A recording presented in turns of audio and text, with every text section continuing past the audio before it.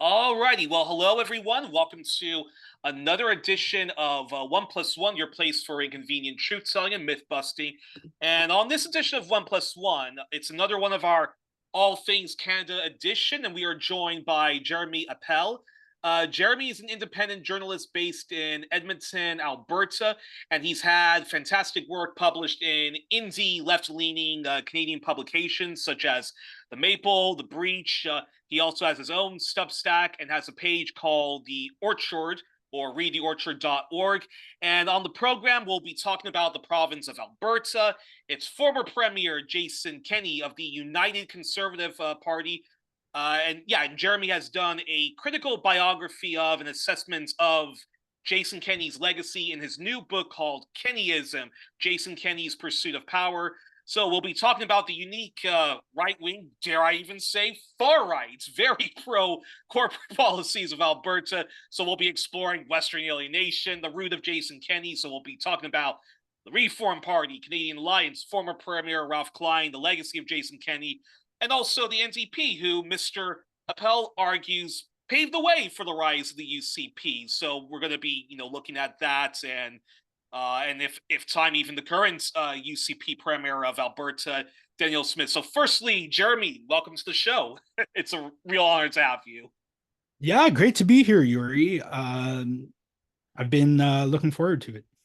Likewise. And now, before, even talking about, Jason Kenney, I'm so glad, that that you're here and we're doing the show because, very recently we had a fairly huge and we had very big right-wing victories that's been going on. The recent EU elections and recent parliamentary elections in France, the far right are just getting bigger and bigger. And they are winning electorally and winning huge with Giorgia Meloni in Italy, the very big right-wing far-right coalition in my father's country of the Netherlands, several European countries, and in Britain, one of my favorite villains, Nigel Farage, the biggest wheeler dealer in British politics, his party, Reform UK, has once again shifted discussions and policy discussions again to the right and far right in Britain. And he actually would like to unseat the ruling and often dominant conservative Tory party to be the main right-wing party and the official opposition in the event that, Labour regains power in Britain.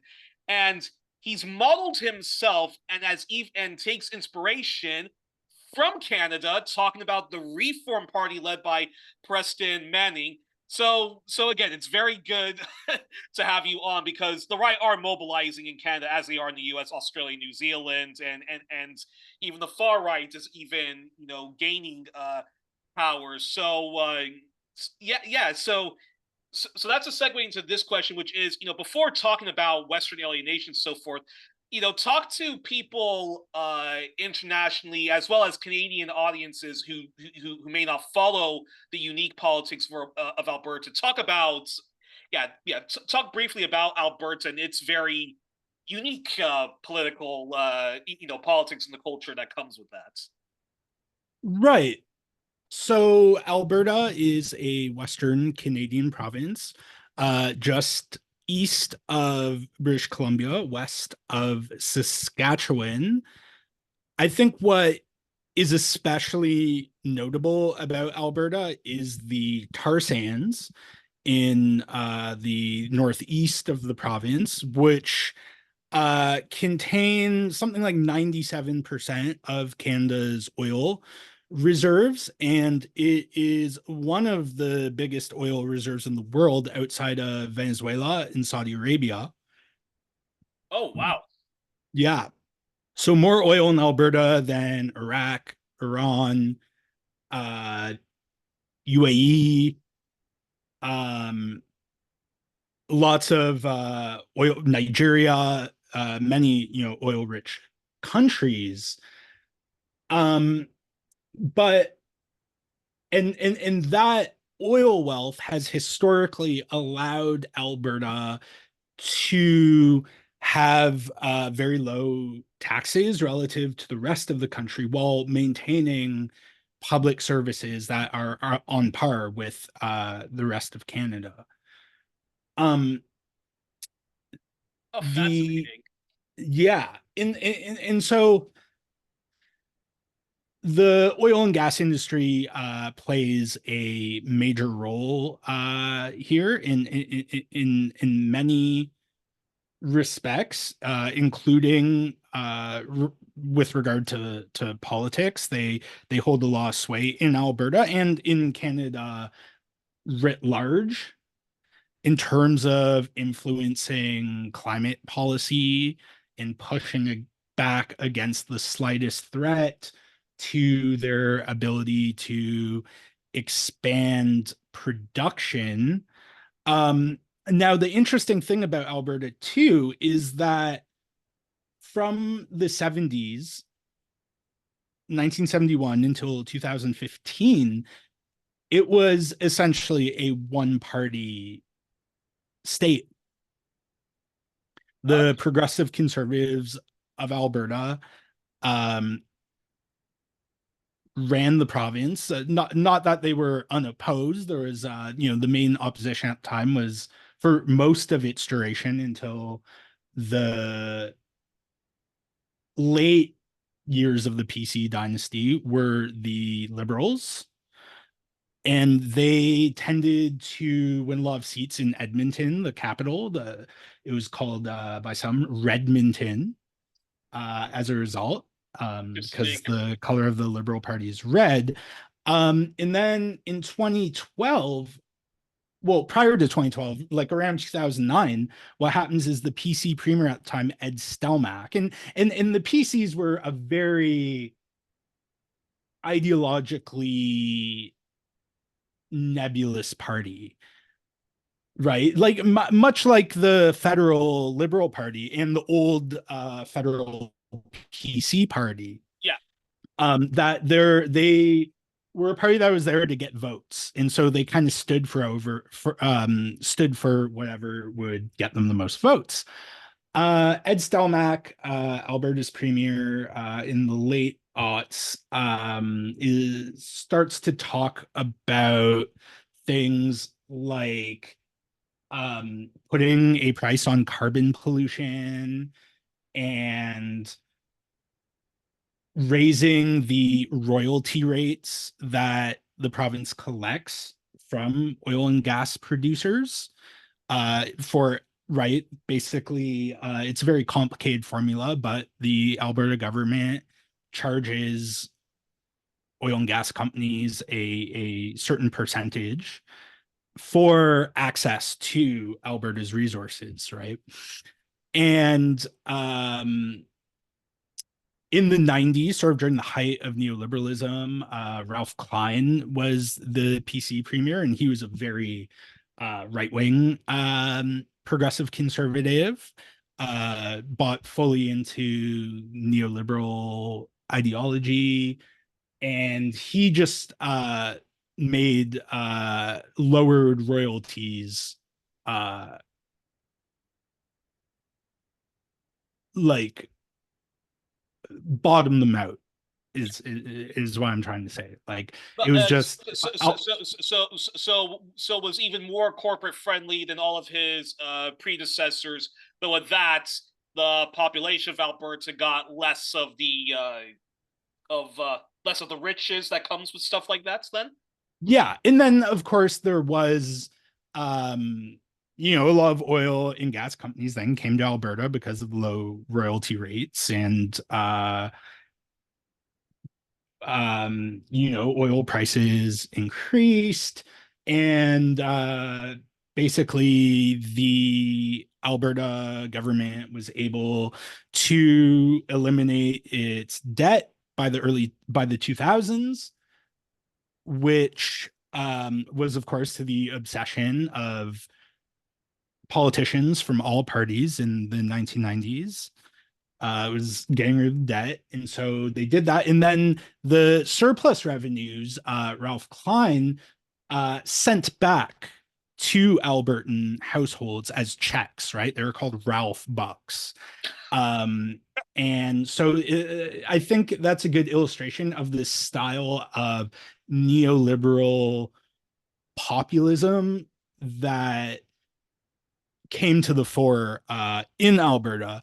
Now, that said, Ed Stelmach wanted to sort of rein the oil and gas industry in a bit, right, in the wake of the financial crisis.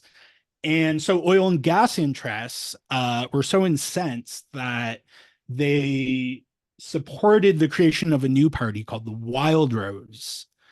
Um, Interesting. And yeah, which and was very rural based, populist, uh totally pro oil and gas, sort of a weird alliance that's counterintuitive between sort of economic libertarians and religious conservatives.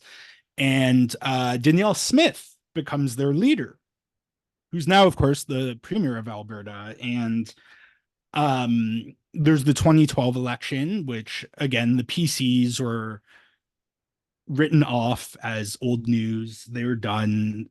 Smith, very much comes from the party's libertarian wing. yeah, She's a former columnist at the Calgary Herald and a broadcaster. She's very telegenic and charming. And what happens is, a bunch of things happen, but for starters, she wouldn't, right? This is the late aughts, so it was pretty mainstream for conservative politicians at the time to be like, I don't know if climate change is real. Right now, they've sort of moved on to, yeah, it's real, but what do you want us to do about it? Um, yeah, and so that definitely hurt her, I think, in more urban, suburban settings. And then one of her candidates, the PC's campaign, dug up an old blog post. This guy's a pastor, where he said that LGBTQ people were going to burn in a lake of fire for eternity. yeah, And when she was given the opportunity to denounce that and sort of disqualify him as a candidate, she stood by him. And I think this is a really good illustration of the convergence of libertarianism and religious conservatism. yeah, She stood by him and said, no, free speech. That's his opinion. I don't agree with it, but I support his right to express those views. And that is sort of seen as the straw that like destroyed her campaign in 2012. But the election resulted in Wild Rose becoming the official opposition, pushing the Liberals to third place. And so you had a conservative government, which was, again, quite ideologically flexible, um, and a sort of right-wing populist libertarian with religious fundamentalist undertones as opposition. And so a lot of organized labor, for example, and other progressive forces in the province supported the Conservatives because they wanted to prevent Danielle Smith from becoming premier. So that happens, and then Alison Redford is elected as the PC premier, and there's just scandal after scandal with her. She billed the public like $50,000 to fly to Nelson Mandela's funeral, for example, when he passed away. She also spent a lot of public money creating this like penthouse office for herself in one of the buildings in downtown Edmonton that was called the Sky Palace. And it was just it was a really powerful symbol of the corruption of the old guard. So she Interesting. resigns, and the next PC leader is a guy named Jim Prentice, who was a federal conservative cabinet minister in Stephen Harper's government, which Jason Kenney was also a part of. Yeah. Prior to that, and Danielle Smith decides in 2014 that she and half the opposition caucus were going to cross the floor to the PCs, that sort of can't beat them, join them.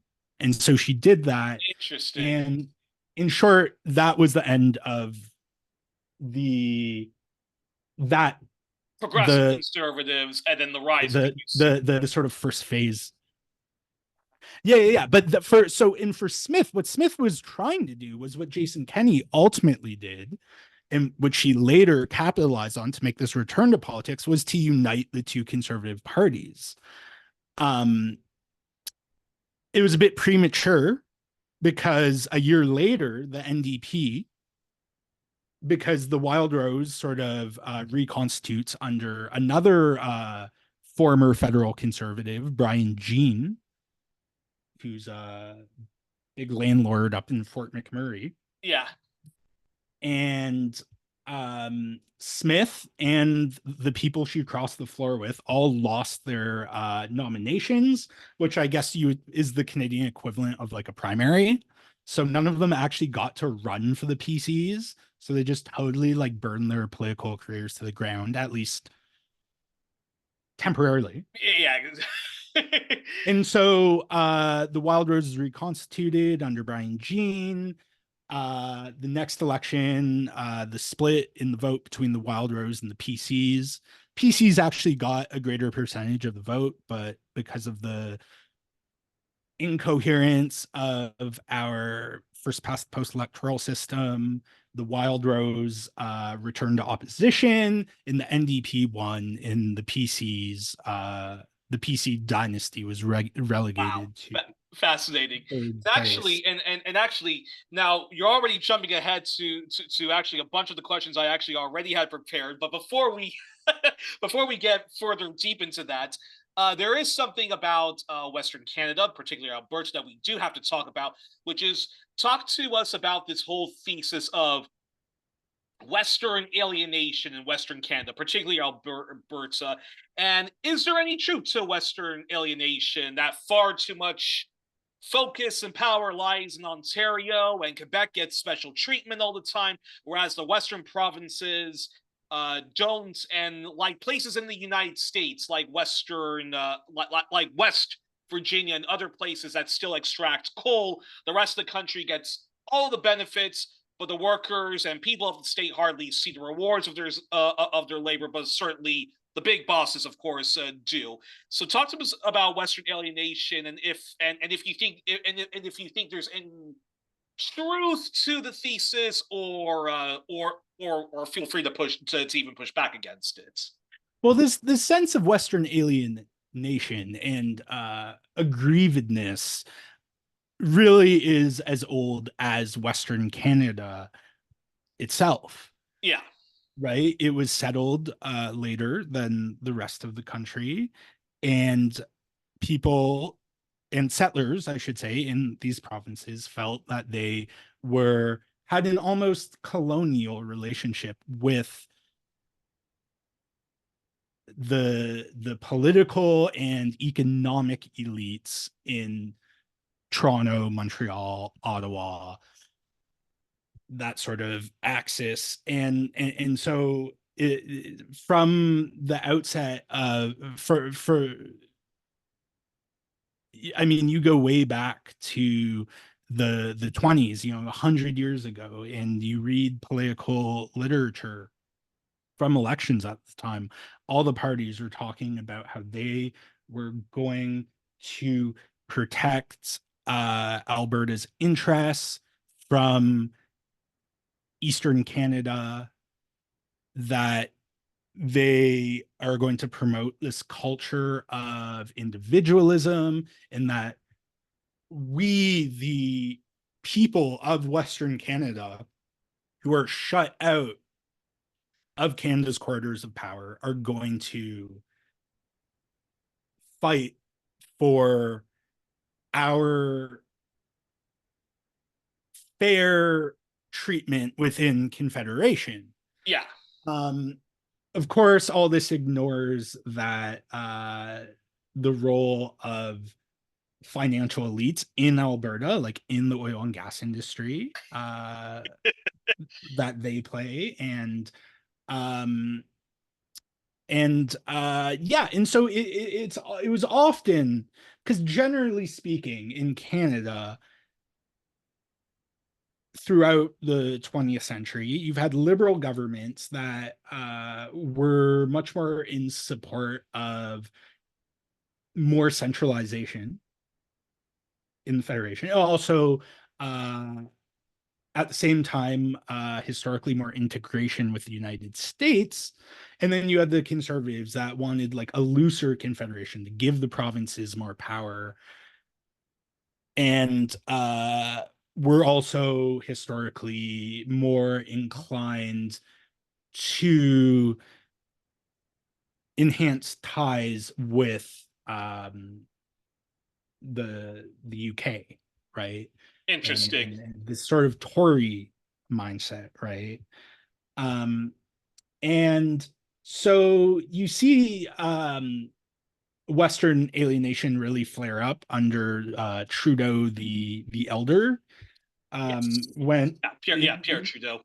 yeah, near the end of his time in power, when he creates the national energy policy, um, which essentially um, capped energy prices and to ensure that Alberta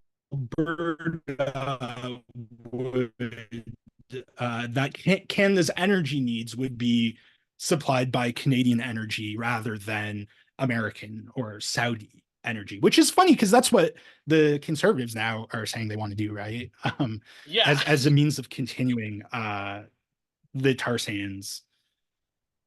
They now say that Trudeau Jr. they complain that he isn't doing that, right? That he's just buying American oil and dictator oil from Saudi Arabia and Nigeria and And, other places. Although the vast majority of Canada's oil comes from the United States, right?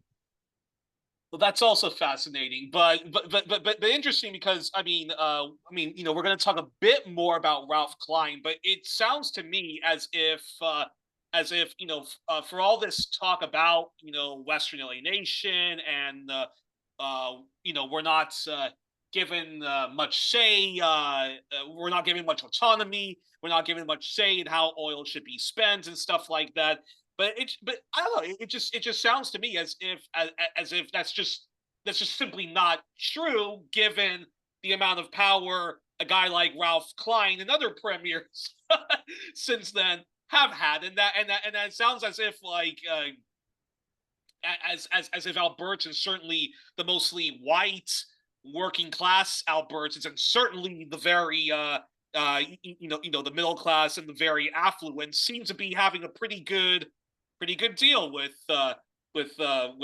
Canadian Federation rights. Yeah, I mean, Alberta's elites have certainly benefited greatly from the status quo, but a lot of people haven't, right? Especially because Alberta's economic fortune is so tied to the whims of oil and gas companies, and which are subject to market forces that aren't entirely within their control. Yeah. There's a lot of volatility, and then when times are bad, the federal government becomes a convenient scapegoat for um, stymieing our sort of culture of rugged individualism that is very like Alberta is I think the most American Canadian province. Well, it's in a lot of ways. the nickname is the Texas of Canada, right? Yeah. People have compared it to Texas, Oklahoma. Um, I because there are a lot of indigenous peoples living throughout the province. But yeah, I mean, Texas is also a good analogy because Of the power I of the mean, fossil Alberta essentially appropriated its like cowboy uh narrative about itself. And also, I mean, Alberta has more oil than Texas. But what I forgot to mention before is the problem is the oil in Alberta, there's a lot of it, but it's very poor quality. You have to, it requires much more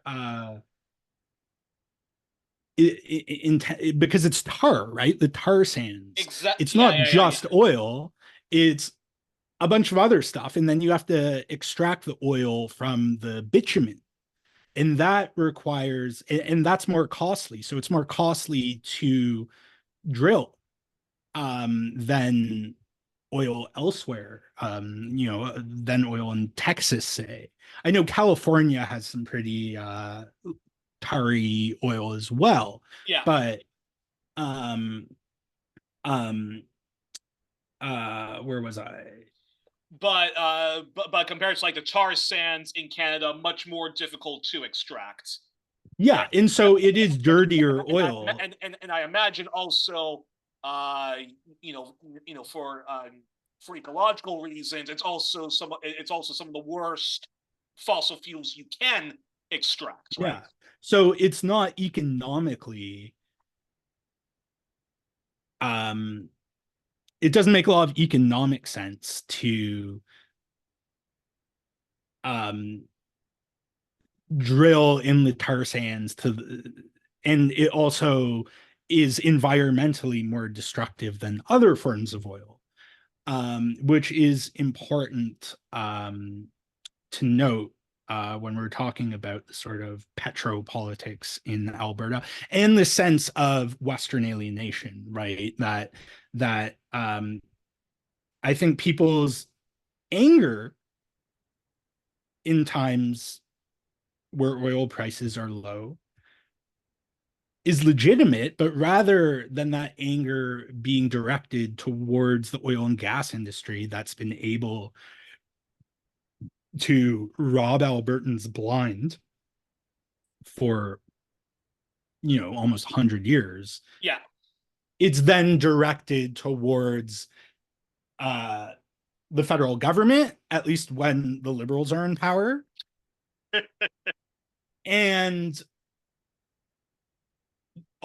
as well as this international environmentalist movement, Interesting. which is something uh, Jason Kenney really seized on when he returned to Alberta from his time in the conservative federal cabinet of Prime Stephen Minister Stephen Harper. Harper. And to understand Jason Kenney's politics and even Western alienation, which I think you've done a very good job in showing how it's very much a cynical fake populism to a large degree. So that mean and so that means we have to talk about the once mighty Reform Party and the movement behind it. So talk to us about the Reform Party and its leader Preston Manning, who Jason Kenney was a student of, and he was a member of that party, the Reform Party. The former Prime Minister of Canada, Stephen Harper, also was part of the Reform Party and was even an MP under the Reform Party. And I'm sure you'll also talk to the audience about how the Conservative Party actually came about, and the current leader of and even the current leader of the Conservative Party, the official somewhat opposition, Pierre Poilievre, also, like Kenney and Harper, was a Reform Party member, later Canadian Alliance, which later merges into the Tory Party in its current form. Yeah. Well, so there's a really good book on the Reform Party from the early 90s called Of Passionate Intensity. by Trevor Harrison, who's a sociologist at the University of Lethbridge. That is worth checking out if you've read my book and want to go back even further to sort of the roots of this movement. But basically, I think it's worthwhile starting with the election of Brian Mulroney's progressive conservative government in 1984. Yeah. It's the biggest majority government in Canadian history, right? Like more than 200 seats. And Mulroney has this coalition that proves to be a very fragile coalition of business interests in big cities like Montreal and Toronto, soft Quebec nationalists in Quebec. Mulroney himself was actually an Anglophone from Quebec who was bilingual, but he because you have to be Canadian prime minister, but he was raised in like an English speaking household in a small town in Quebec, which is quite anomalous. And Western populists who are fed up with Trudeau Sr. and then his successor, John Turner's, what they saw as their heavy-handed approach towards business. Whereas Brian Mulroney was sort of proud emissary of neoliberal ideology. He was very close with Ronald Reagan and Margaret Thatcher. I didn't get that. Would you try again? Sorry, Siri's being weird. Yeah, he was very close with Ronald Reagan and Margaret Thatcher. And he wins in this landslide. People are fed up with the Liberals who, I mean, Pierre Elliott Trudeau was prime minister for all but a year for 16 years, right? Yeah, very much so. Yeah. He to some extent pushed back against the encroachment of neoliberalism towards Canada. But pretty quickly, Mulroney's coalition begins to fall apart. There are a ton of corruption scandals. He continues to, at least people in the West perceived him as favoring Quebec in terms of like subsidizing industry there. And he does I mean, he privatizes a lot of things. Yeah. Like Air Canada, for example, and other crown corporations. And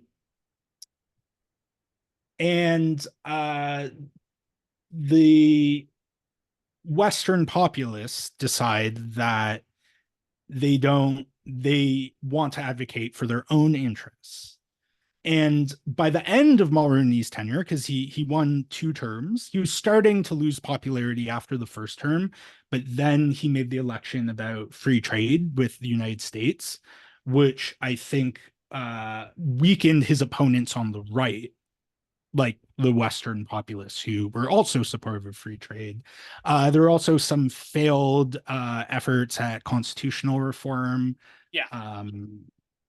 And what happens is by the 1993 election, his coalition is pulled apart. The Bloc Québécois steps in to represent the interests of Quebec nationalists. The Reform Party gains a lot of former PC support in Western Canada to advocate for Western Canadian interests. And then the business elites in Montreal and Toronto switch their support to the Liberal Party under Jean Chrétien, which also in the mold of Bill Clinton and Tony Blair, were fully accepted the confines of this new neoliberal paradigm. Yeah. And so that's where the Reform Party comes in. They are an advocate of, increased provincial rights, right? Like a weaker confederation, even weaker than what the PCs had envisioned. They wanted a Senate that became elected, like the Senate in the States is, because the Senate in Canada is appointed. Yeah, House. Yeah, very much built like the House of Lords in Britain. It's partisan, a bunch of partisan appointees. I know Trudeau reformed it a bit, but I mean, it's still the government of the day gets to appoint as many senators as they want. In Quebec is guaranteed a certain percentage of senators, and that was another big thing, a big grievance of Western populists in reform is the preferential treatment Quebec receives, which is a result of Confederation when Canada was just two provinces, right? It was Upper Canada, which was Ontario, and Lower Canada, which is Quebec. And they needed to entice Lower Canada to become part of this larger project. And Pierre Elliott Trudeau, who is loathed as well by Quebec nationalists, in order to sort of defang them, he made official bilingualism the policy of Canada, which is why if you're in a grocery store anywhere in Canada and you pick up a package of anything, you'll have its label in English and in French, right? That's a result of official bilingualism. Because there are French Canadians across the country, although the bulk of them live in Quebec. Yeah. And at the same time, provincial Quebec nationalist governments are, because there's this fear that the French language in Canada is going extinct, they restrict the use of English in the public square. So the Reform Party says we're accommodating them here in Alberta, but they're not accommodating us in Quebec. Sort of ignoring the inherent asymmetry in Confederation. And so, yeah, I mean, the Reform Party comes out of that tradition. They are very, the original Reform Party is openly anti-immigrant. They talk about preserving Canada's Anglo-Saxon heritage, and not wanting to alter its ethnic makeup too much. And so in 1993, they elect a decent sized caucus. It's actually the Bloc Québécois that sweeps Quebec and becomes the official opposition.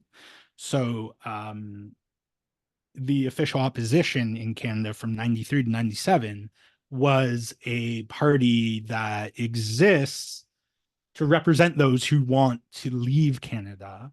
And then Reform was the third largest party. The PCs were reduced to a couple seats. Wow, fascinating. I actually didn't know about that political makeup, and fascinating. And Reform's the third largest party. A guy named Stephen Harper is first elected in a southwestern Calgary riding in 1993. And Preston Manning, the founder of the Reform Party, whose father, Ernest Manning, was the Premier of Alberta prior to the PC dynasty, when social credit was the governing party of Alberta for a very long time. And That's interesting in and of itself. And I believe Ernst and Manning also was quite also very socially regressive, very much a devout religious man. And Reform, I think they tried to downplay that a bit, but safe to say that a lot of their electorates were very much socially conservative. And it was and is it safe to say that Reform, as well as being fiscally conservative, they were also socially conservative, or as I like to say, socially regressive. Yeah, yeah. I mean, they had a similar dynamic as I described for the Wilders Party in Alberta much later, where it's this union of free market ideologues and social conservatives. The worst of both worlds. Yeah, but the liberals in the 1990s really adopted the core tenets of neoliberalism and radically reduced the size of the Canadian state and reduced its capacity to provide for Canadians. I mean, in terms of hospital capacity, social housing, um, all, all these things that are now increasingly becoming urgent issues across Canada. The liberals really, and so it got to a point where the main distinguishing feature of Reform was its social conservatism. Interesting. And also on, I mean, on foreign policy, I would say they're much more sort of Atlanticist, if you know what I mean, very pro US. I mean, all Canadian governments, of course, are pro US. But you know, Canada has this long history of participating in more multilateral peacekeeping efforts that you know, a lot of people like Eve Engler and Tyler Shipley have both good critiqued as not being what it's presented as Canadians, but nonetheless, the Reform Party was much more full-throated in its support of unilateral American power than the liberals. And I have to interrupt and inject to say this. I find that quite. You see, I find that quite fascinating because I've when I was getting more and more into Canadian politics and Canadian history, I would often look. I remember when the pandemic broke out, and I spent a lot of time watching all of the televised prime minister debates from when Pierre Trudeau was prime minister, and you had Tommy Douglas of the NDP, a leader of the NDP, all the way up until Justin Trudeau's two elections and so forth. And and I always thought it was interesting watching Preston Manning in the debates, Reform Party and later Canadian Alliance, because I was because if you don't know so much, if you haven't lived actually through that period of Canada, you would think that there was this thing called a liberal bias in the media. The liberals have often been in power, so they often have control over who gets to be appointed as head of the CBC and stuff like that. Lots of the corporate dailies in Canada are very much supportive of the Liberal Party, and sometimes progressive conservatives under a Mulroney, and sometimes the Conservatives. But that's of course with the rise of the National Post and so forth like that.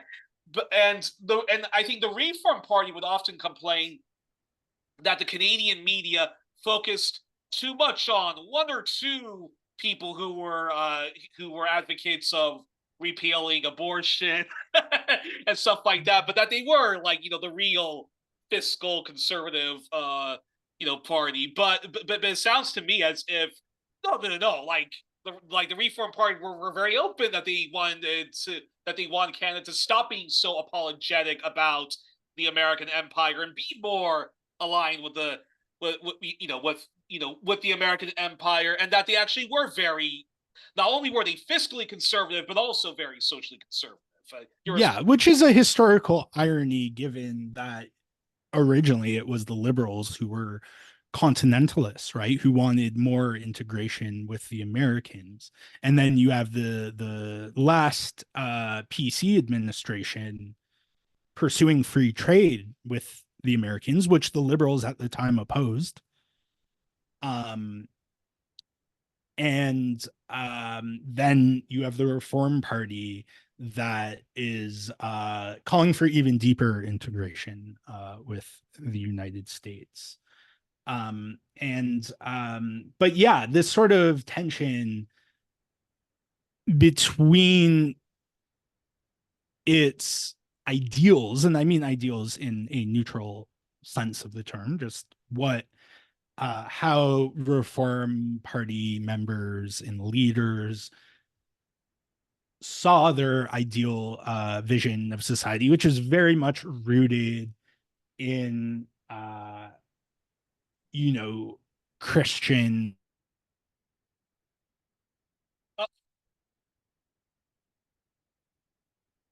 and the desire to actually become electable and to obtain power and to bridge this divide between the historical Conservative Party, the PCs or the Tories, and this more insurgent populist Reform Party. As a result of this divide on the right, like we saw in Alberta in 2015, the Liberals were just, right, they won 3 majority governments in a row until the PCs caved and allowed themselves to be essentially swallowed by the Reform Party. And that the PC leader who did that, Peter MacKay, only won the PC leadership because he promised, because there was a delegated convention, right? And so he promised a candidate named David Orchard, yeah, that in exchange for his delegates, he was ruling out merging with the Reform eventually rebranded itself as the Canadian Alliance because their first leader was Stephen Harper. Yeah. And because the PCs were unwilling at that time to cooperate with reform. They were intent on maintaining this distinct conservative identity, while at the same time, if you look at the PC platform from 1997, when they're led by Jean Charest, who got absolutely destroyed by Pierre Poilievre in the most recent Conservative Party of Canada race, really trying to use the PC brand to advocate for reform policies, harsh criminal justice policies, for example, really radical tax cuts. Because I mean, the Liberals in Canada, I mean, they radically downsized the public sector, but they weren't cutting taxes to the extent that the right wanted to. Organizations like the Canadian Taxpayers Federation, which was led by Jason Kenney, until he ran for reform in 1997, and was elected, and reform became the official opposition. But the PCs insisted that they didn't want reform's baggage, and reform wanted their establishment legitimacy. And so this plays out until Peter MacKay lies to become the PC leader, and then they merge with with the Canadian Canadian Alliance. Alliance. And Stephen Harper becomes their first leader, and that's fascinating. And I think one of the most everlasting legacies of the Reform party, and I'll give Nigel Farage, who's trying to model his Reform party like Preston Manning's party, is they did a very good job in shifting the conversation to a pretty bureaucratic capitalist way. So I remember watching some of the first prime minister debates when Trudeau was prime minister, and even when Brian Mulroney. There was always vague, boring conversations about the deficit this, the deficit that. Reform Party really championed that and really talked endlessly about we got to stop deficits. We got to stop deficits. We need to have like our house in order, and that to this day is still very dominant in the Canadian political discourse. Except when Trudeau finally was like, you know what? It's okay to actually run. It's okay if we actually run on deficits. We'll pay for we'll pay for it, which was just by that time it was just like unheard of that like a Canadian politician would talk like that, which I find quite interesting. But that's a good segue to this question. So a guy like Jason Kenney was was part of Reform Party and later the Canadian Islands, and a guy like like Jason Kenney and even Danielle Smith with their, going to steal Naomi Klein's term petropopulism, can't get into power without the like of very economically regressive douchebags like Ralph Klein. You already talked about Ralph Klein, but can you talk a little bit more about Ralph Klein, the former Premier of Alberta, of the Progressive Conservative Party, who held power during much of the 90s until 2006 when Reform was rising and rising? What is his legacy, and how do you think he paved for someone like Jason Kenney? Well, I think that he paved the way for Kenney in several ways. Certainly, this. Kenney lobbied him, right? Before he was the executive director of the Canadian Taxpayers Federation, which he became in the mid-90s. In the early 90s, he was the head of the Alberta Association of Taxpayers, which was essentially the CTF's Alberta wing.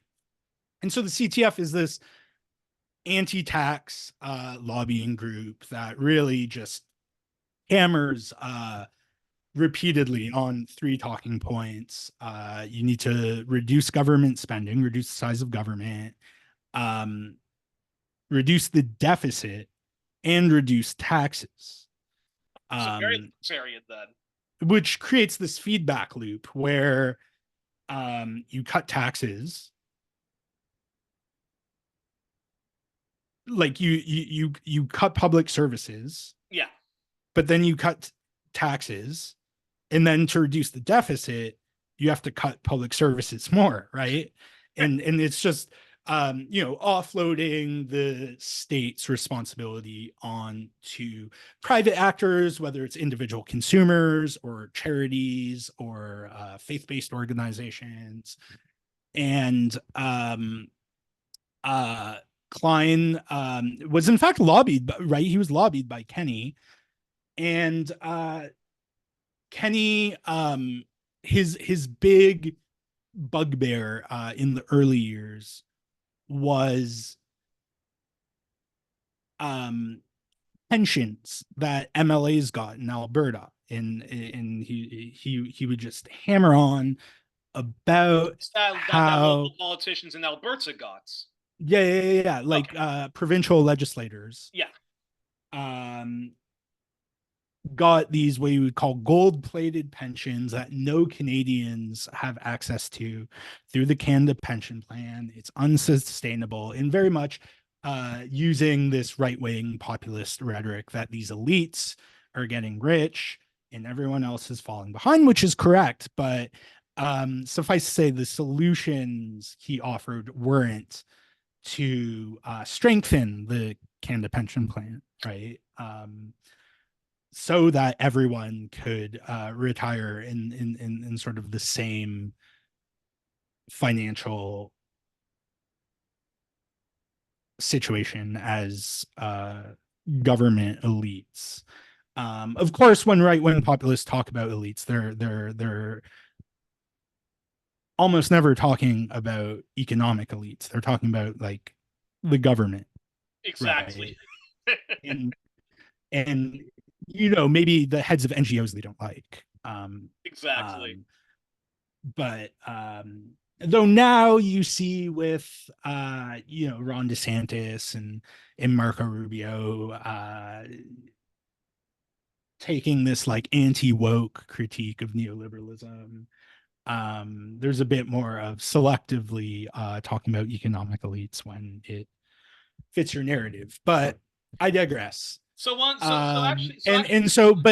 Klein famously berated Kenney in the cafeteria of the legislature and accused him of robbing old ladies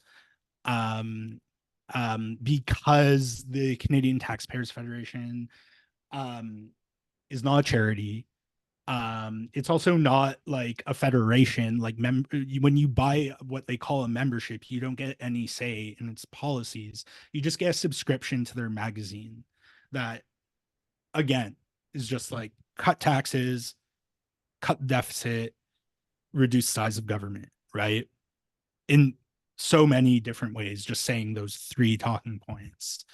And they would canvass, reportedly, they would often canvass senior citizens' homes to get people to purchase. I mean, I refer to them in the book as memberships with like a footnote explaining that they're not exactly memberships, but they're also not donations because they're not tax deductible. But what is interesting is Klein didn't like Jason Kenney, but he listened to him, and he did. I mean, Alberta, if you are a provincial legislator in Alberta, a member of the Legislative Assembly, you don't have a pension.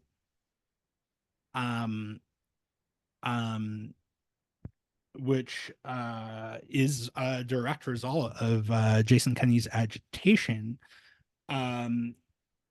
When he moves to the federal scene with the Canadian Taxpayers Federation, he tries to get the federal Liberals to do the same, and they don't. But Reforms Caucus, including Stephen Harper, Preston Manning, say that they're going to they're opting out of the pension for members of parliament. But then they decide to increase their pay because Stephen Harper said, well, I mean, you can't expect us to just take a hit to our pay. And it's like, well, what do you think was going to happen when you stop taking your pension? Anyway, Stephen Harper leaves politics for the 1997 election. He goes to work for the National Citizens Coalition, which is like, again, another right-wing lobbying group. And Kenney runs for Reform in a nearby seat. But you really see the growth of Reform manifest itself in the way that provincial PC parties, like in Ontario under Mike Harris, and in Alberta under Ralph Klein, and even under NDP governments like Roy Romanow in Saskatchewan, really embrace the neoliberal zeitgeist, which the Canadian Taxpayers Federation embodied, which is just like, yeah, taxes need to be low. The state needs to rein in spending, and there is an issue with debt, which is true. I mean, there was excessive debt that governments had accrued over the 80s, which was a result of tax cutting and increasing spending, particularly in Alberta when there was an oil boom, right? Unbelievable. But the idea that you have, and of course, the more debt you have, the harder it is to borrow money, and right, like, I mean, that's true, and I don't think we should be dismissive of that. But if you read about the sort of budget committee hearings, um, uh, that one of which Jason Kenney invited himself to, and then asked that the committee pay for his airfare from Edmonton to Ottawa, which is funny. Everybody hates government until there's something about government that can help them. But if you but I mean, labor leaders were, I mean, screaming from the rooftops, you don't have to cut. Like, yes, we do need to address debt and the deficit, but there are ways to do that without fundamentally. I think Peter Newman, the late Maclean's columnist, noted in the Liberals' 1995 budget, which was like their big austerity budget, that it was a fundamental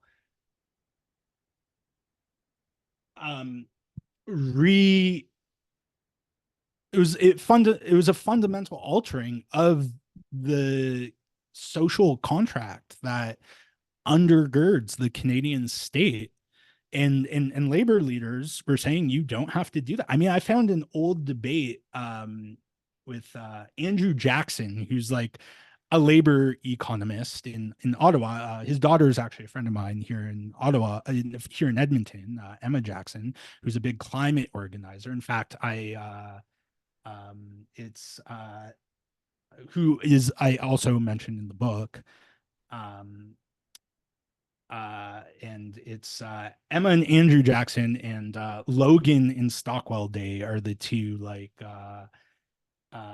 father-child duos that appear in the book. That's fascinating. Stockwell Day was but anyways, but my point is, Andrew Jackson, this is from the mid 1990s, and I found it remarkable because, first of all, it's like, oh, that's my friend's dad, but all debating Jason Kenney, but also Andrew is calling for a wealth tax in like the mid 1990s, being like, if we just introduced a wealth tax, we could reduce the deficit substantially without creating more taxes and in more red tape and all that, just by adding this modest wealth tax. And today we still don't have a wealth tax, and you have the federal NDP talking about it when they're not busy propping up the Liberals, in exchange for things that I think they probably could have gotten without a formal agreement. But of course, it was the Canadian Taxpayers Federation and the Reform Party and its acolytes that won out at the end of the day. And so here we are today, and people are still saying, maybe we should have a wealth tax, and nobody's listening. And that's actually a perfect segue.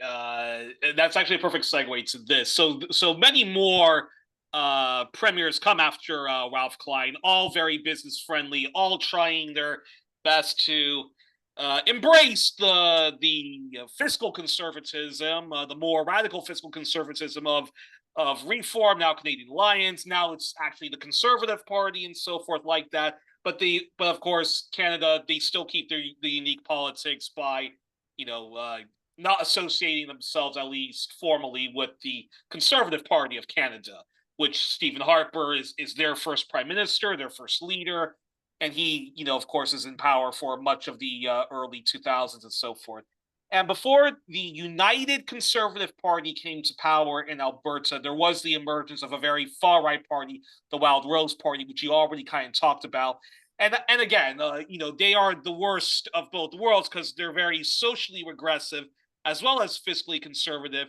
If there's anything else you want to talk about, if there's anything more you want to talk about the Wild Rose Party and Jason Kenney's role in that, please please talk briefly about that. Yeah, so Jason Kenney wasn't involved in Wild Rose at all.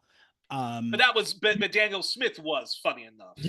Yeah, exactly. And that's not, I mean, he is the embodiment of this intersection of neoliberal economics and socially regressive politics, but he didn't spend much time in Alberta. When he was a federal cabinet minister, he got the nickname from Rahim Jaffer, who was a Reform and then Alliance and then Conservative MP, actually for the riding I live in now, Edmonton Strathcona, which is now an NDP, one of the safest NDP ridings federally in the country, with Heather McPherson. But before, it was a Conservative riding with Rahim Jaffer, who I was one of the few people who actually know Jason Kenney that would talk to me for the book. He owns interesting. Yeah, he owns a brunch spot that I like in sort of Midtown that I go to. So I kind of bought. The food is good, but his politics. His politics are. I mean. Yeah, I mean, because I was interested, because he was actually, Rahim Jaffer is the first Muslim MP. Of course, he's an Ismaili Muslim, like now Alberta NDP leader Naheed Nenshi, former Calgary mayor. Jaffer had a nickname for Jason Kenney, which was the Minister for Curry in a Hurry, because Harper dispatched him to do outreach for various ethno-cultural communities that had traditionally voted Liberal, because the Liberals would show up to their events and the Liberals were seen as the pro-immigration party, although the PCs were pro-immigration too. But Reform wasn't, right? As I mentioned before, their original, 1988 platform, which was the first election they ran in, they ran many candidates in, explicitly called for less immigration. And Kenney, there's a McLean, in a McLean's article I read doing research for the book, Kenney recalls how when he was still with the Canadian Taxpayers Federation and Harper was Reform MP, they were talking, right? Because Kenney was very much involved in the conservative movement, about how Reform can become an electoral force, and how Mulroney had this coalition of Quebec nationalists, Western populists, and like big city business elites. And Kenney was like, we're not going to win over the Quebec nationalists. What we need is immigrants to vote for us, because there are a lot of very conservative immigrants who, are small business owners, like low taxes, support more harsh criminal justice policies, and support stricter immigration. And I think that is an interesting aspect about the Harper government, in that was sort of Kenney's signature portfolio, citizenship and immigration, where he was very transformative. And I mean, I don't think we have time to dwell on the full details of what he did there, but it's also a foreign minister, right? No, defense minister. Okay. In the last year of Harper's government, he was defense minister. But most of the time, he was at citizenship and immigration. And then in the book, I talk a bit about his work at employment and how it made sense because he tied Canada's immigration system so heavily into the market and just what jobs were needed. And so it became immigration became more of a matter of what can you do for us. And he um and for say temporary foreign workers who had overstayed their welcome, or asylum seekers who were rejected, it was just like get out of the country, right? But if you were the right type of immigrant, if you're an immigrant who could fit in with the Conservative Party of Canada's vision of Canadianness, then you were Aspiring welcome to the fold. bankers, people who want to work in corporate defense, Yeah, stuff exactly. like that. And so but it was through this multicultural outreach that Kenney really, I think, demonstrated his abilities as a retail politician. I mean, there's the stuff of legend. I mean, go some days he would go to like a dozen events, the Chinese Canadian community, the Jewish community, the Czech community, all these various the Punjabi community, etc., and would memorize a few phrases in a bunch of languages to just like greet people. And a big part of it was just showing up, right? Because I mean, a lot of elites in these various communities were very conservative minded, and then the rank and file in a lot of communities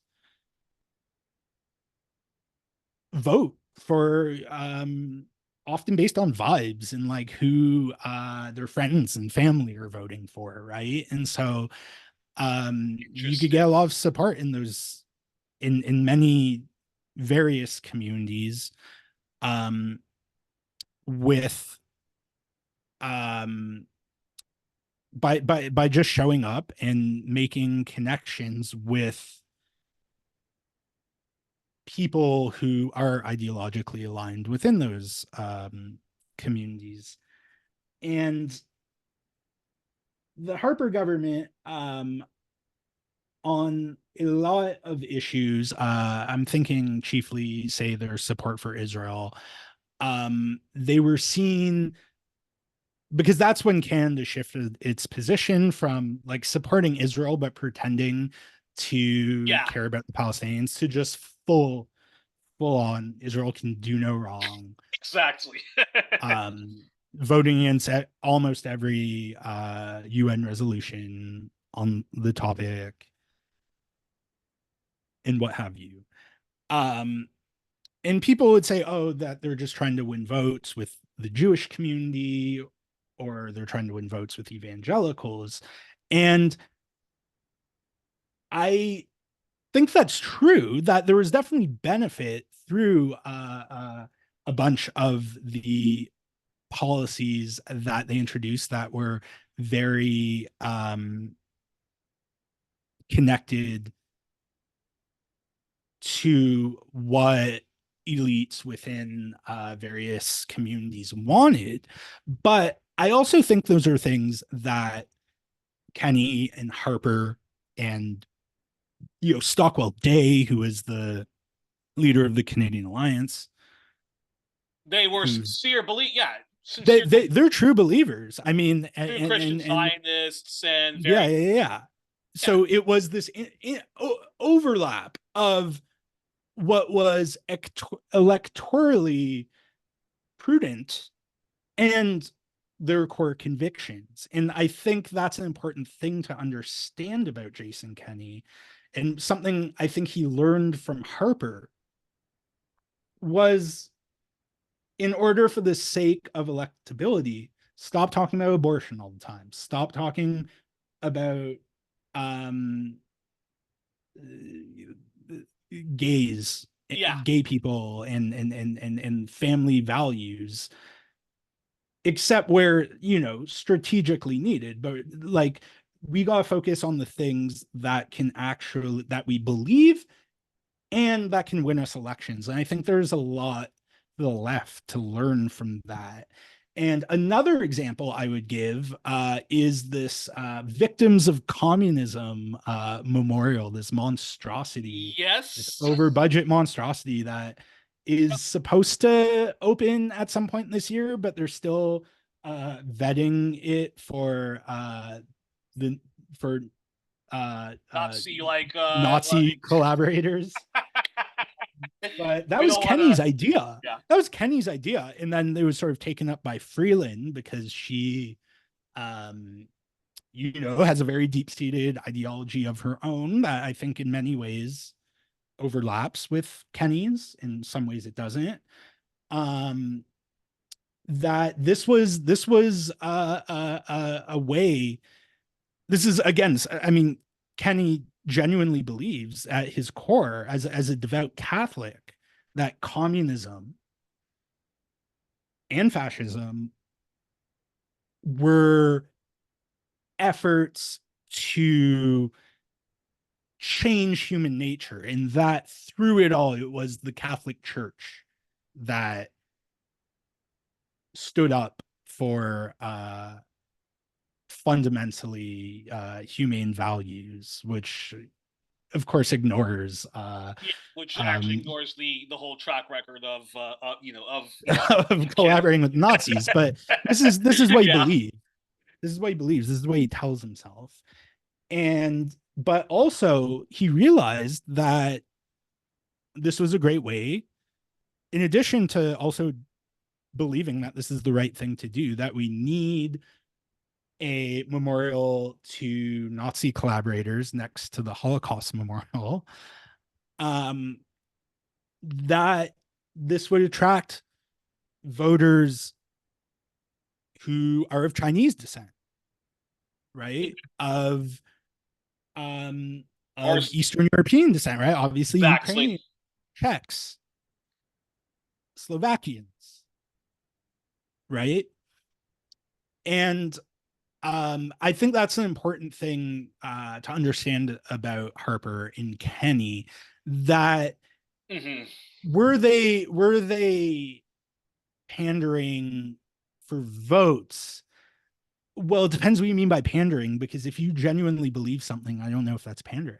Exactly. And it was sort of, in why Harper was so successful was his ability to focus on the wedge issues that could win the Conservatives a majority government, with support of immigrant communities in suburban ridings around Toronto and Vancouver, right? Places like Brampton and Surrey and Richmond and Scarborough, right? And it worked. And so while all this was happening in Alberta politics, Kenney wasn't spending a lot of time in Alberta, even though he represented a Calgary riding, because he was in Ottawa doing cabinet work. And then he was in the Toronto and Vancouver areas doing ethnocultural outreach. That's so fascinating. And I think that also explains his downfall, in that when he came back to Alberta, he didn't understand the dynamics unique to Alberta politics that he assumed he did, because he played such a prominent role in the Harper government, right? Like, he thought it would be a cakewalk, and that the sort of Wild Rose base were a bunch of dummies who needed him more than he needed them, or needed him as much as he needed them. But it turned out that actually he needed them a lot more than they needed him.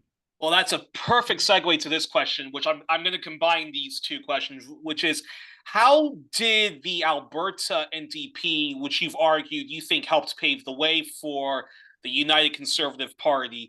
So talk to us more about how Jason Kenney, who, as you say, he was a defense minister, and he was also this important outreach minister for the Stephen Harper administration, how he finally comes to power and consolidates power. And and talk to us about what caused his downfall, because he was overthrown by his own party, by his own UCP. So talk about all of that, and also how do you assess his legacy in his legacy in Alberta? Well, so two things happened in 2015. In early 2015, the NDP forms government in Alberta for the first time ever. And then later in the year, Justin Trudeau's Liberals defeat Stephen Harper's Conservatives.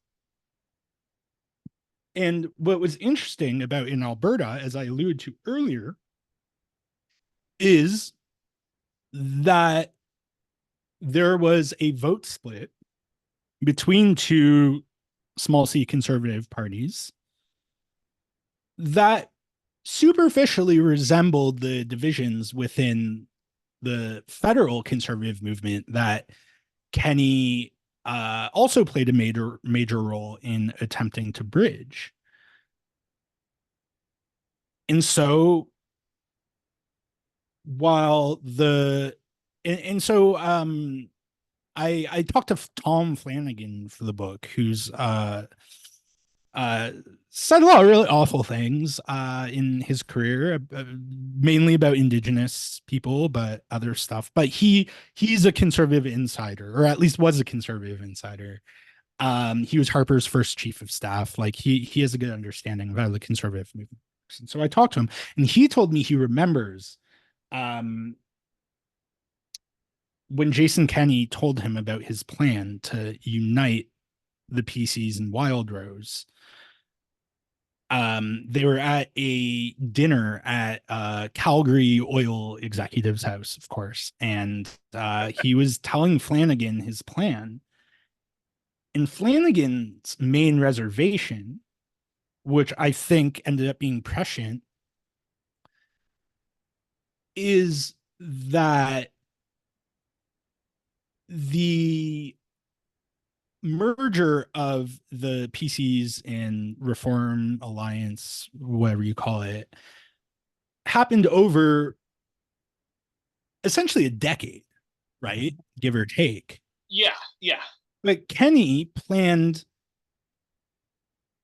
to first take over the PCs on a platform of uniting with the Wild Rose, to get support from both parties to merge them, win the leadership race, and then defeat the NDP. And Flanagan was like, that's a very short timeline to do a lot of hard work. And he was skeptical, but Kenney ultimately sold him on it. And that's what he did. Sort of, I mean, because Kenney, right? Because the PCs need a new leader after going from ruling the province for 4 years to third party. They were in search for a new leader. Wild Rose had Brian Jean, who would become a major Kenney rival. And so Kenney went for the PC leadership, won it on a platform of unity. Jean at the time was not interested. He said, I think conservatives should unite with under the Wild Rose, right? And but Derek Fildebrandt, who left politics after a series of scandals, and now is the publisher of a rebooted Western Standard, which is like a far right Yeah. publication. That the original one was started by Ezra Levant, like before Sun TV or the Yes, Rebel. and later his Rebel, and later his current empire, Rebel News. Yeah. The far right version of the Young Turks. Yeah. Yeah. I mean, essentially. And what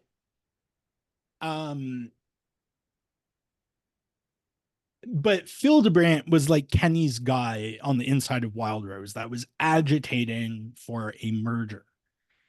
And Kenney wins PC leadership race. And Fildebrandt's fundraising numbers come out, and they're massive. And so then Jean is like, all right, I'll support merging our two parties if the party approves it. And 97% of each party vote in favor of unity. You could buy memberships in both parties. So there was a lot of overlap, but still, I mean, that is a huge mandate. Yeah. And they create the UCP, and there's a leadership race, which the RCMP investigated for 5 years. Allegations that the Kenney campaign committed electoral fraud. And basically what the RCMP said is, yeah, there was some electoral fraud, but it wouldn't have made a difference electorally, so who cares? The electoral fraud, Because Kenney did win in a landslide. yeah. And there was a lot of personal animosity between Kenney and Jean as a result. I mean, I think Kenney just really wanted to humiliate Jean, right? It wasn't enough to just beat him. He had to show him that this is my movement now. I'm in charge. And Brian Jean, for all his flaws, is a genuine reactionary populist type. Yeah. I mean, you know what I mean? Like that type of Albertan. Like a friend of mine made this observation to me that's like, you know, Brian Jean could go into a bar in Fort McMurray and talk people there about hunting, right? Yes. About the Oilers, Yeah. about all sorts of like things that your average person who lives there could talk about. Kenney, though, is more like he would want to talk about like John Locke and like Ludwig von Mises and like you know, some obscure like Vatican tract or something, right? Wow. Like right. And so Jean, so one is a right wing average Joe Jane, man of the people, and the other one is an intellectual right winger like, you know, Peter Hitchens or yeah, like Peter. yeah, or like William F. Buckley type. Yeah, definitely. In fact, it was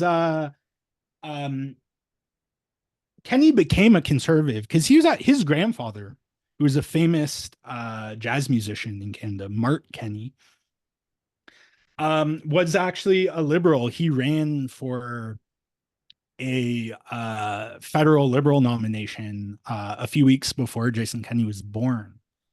Wow, that's so weird. And so Kenney was at first a liberal when he was a teen. He was a young liberal, but he says he became a conservative.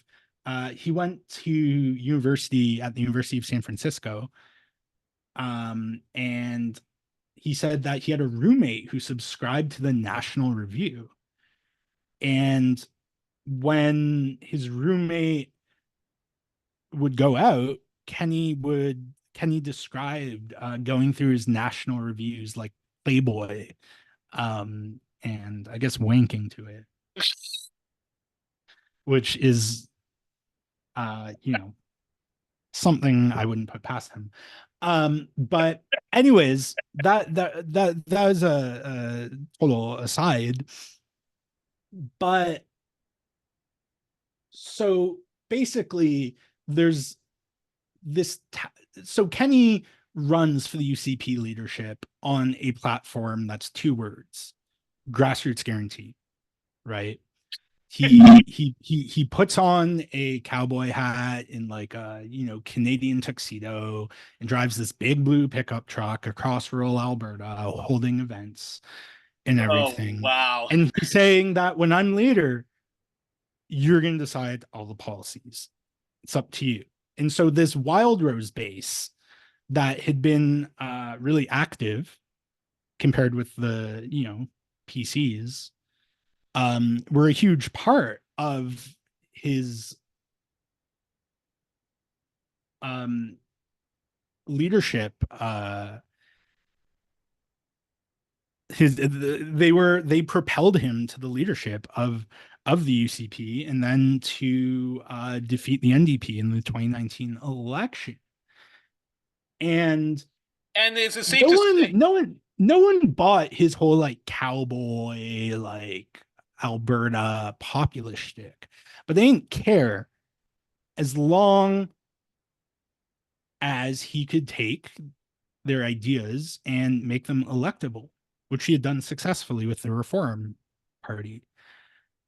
And is it safe to say that he got into power because the NDP under Rachel Notley, she did she did energize the left, and as always the left anytime they see somebody anyways, she did energize the left, and the left decided to give her a chance in Alberta. But when she was in power, she really wasn't the environmentalist that people thought she was going to be. She actually was very she was very business friendly, diet liberal in a nutshell.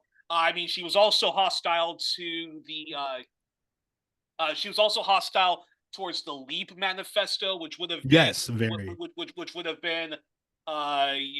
been a federal Canada's Green New Deal, and as well as addressing true eco justice and more for for Indigenous people. She was quite hostile to that, and it's one of those typical things where where the left is demoralized and the parties they're supporting, they kneecap their support, whereas the right wing encourages their grassroots support and unifies, and that's how Kenney gets into power, right? Yeah, essentially. I mean, the NDP tried to strike a balance that didn't exist to please the oil and gas industry and environmentalists and Indigenous communities, some of whose leadership are totally pro oil and gas, certainly not for Athabasca Chippewa First Nation and Miscue Cree Nation that actually live downstream from the tar sands and have to deal with all sorts of health and environmental issues as a result of tar sands extraction. But that basically, right, there's this image of Rachel Notley and Shannon Phillips, who was her environment and parks minister, standing on stage with CEOs from 5 big oil and gas companies, a bunch of environmentalists, bunch of Indigenous leaders, to announce their climate leadership plan, which introduced a carbon tax before the federal government did. BC, though, had already introduced one in like 2010. They were quite ahead, and it was a BC Liberal government, so now BC United, which is a conservative party, that introduced it because it's a market solution, right? as opposed to, in fact, Preston Manning said that a carbon pricing was a good idea in a Globe and Mail op-ed in the early 2010s. Yeah, and I even think, and in the U.S., I believe it was George H.W. Bush who was actually a big advocate of the whole like cap and trade. Yeah. In Milton Friedman, I think. I could be wrong about that, but I mean, it's not right. It is an idea that came out of like conservative think tanks that Yeah. were like, "Hey, we have this issue. How do we address it without disrupting Without basic tenets of neoliberalism?" Right. exactly. But I mean, they did. They introduced carbon tax. They capped emissions from the tar sands, but the cap was so high that it allowed for their continued growth. Um, and they phased out coal. That was actually I think, their biggest accomplishment. And it is a big accomplishment. And it's worked. Now there's no coal power. No coal is being burned in Alberta for power, which is a good thing. And I mean that the problem is it's being replaced. It was replaced by natural gas. Yes, Our power grid is mostly natural gas, and I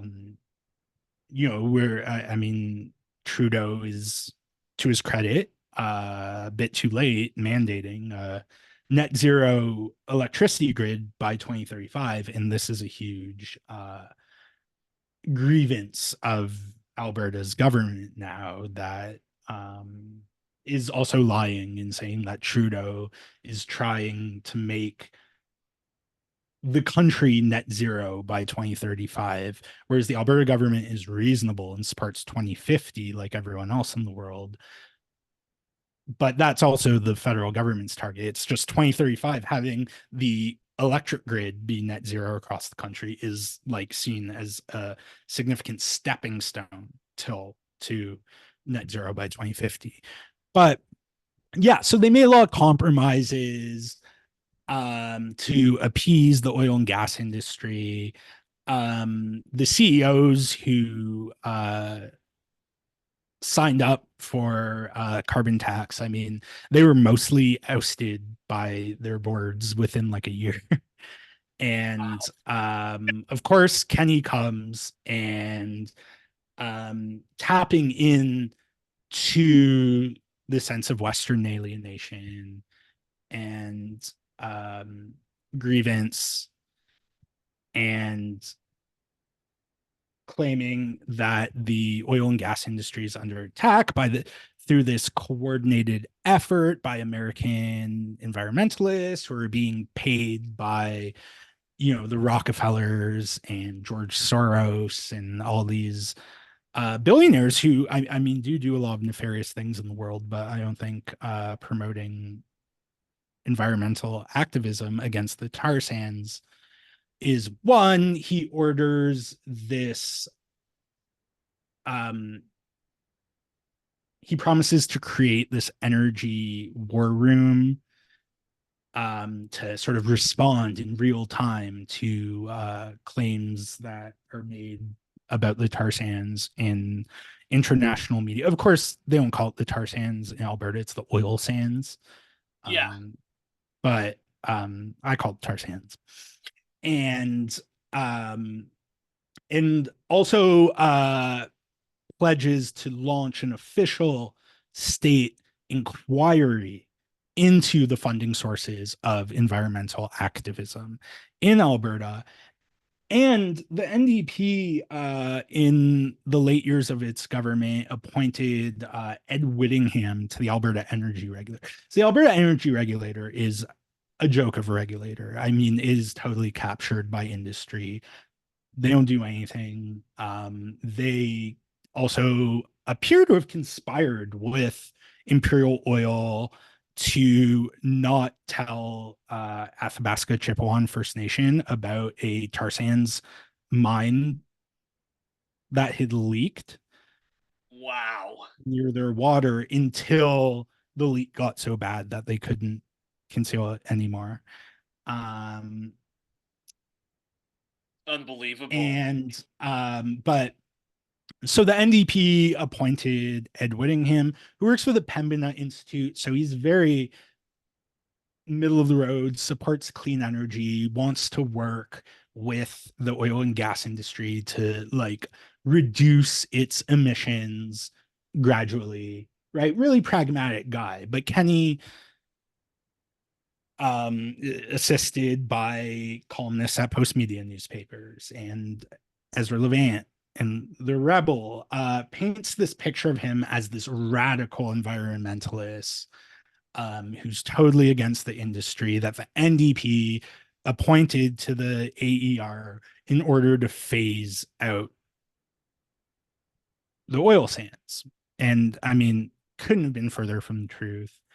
And the UCP platform, in addition to the war room and the inquiry into anti-oil and gas activities, promises to fire him from the Alberta Energy Regulator. And so, and I think that's also a very noteworthy element of Kenneyism, is this vilification of anyone who stands in the way of his agenda and his willingness to really villainize them in a public manner to rile up the base.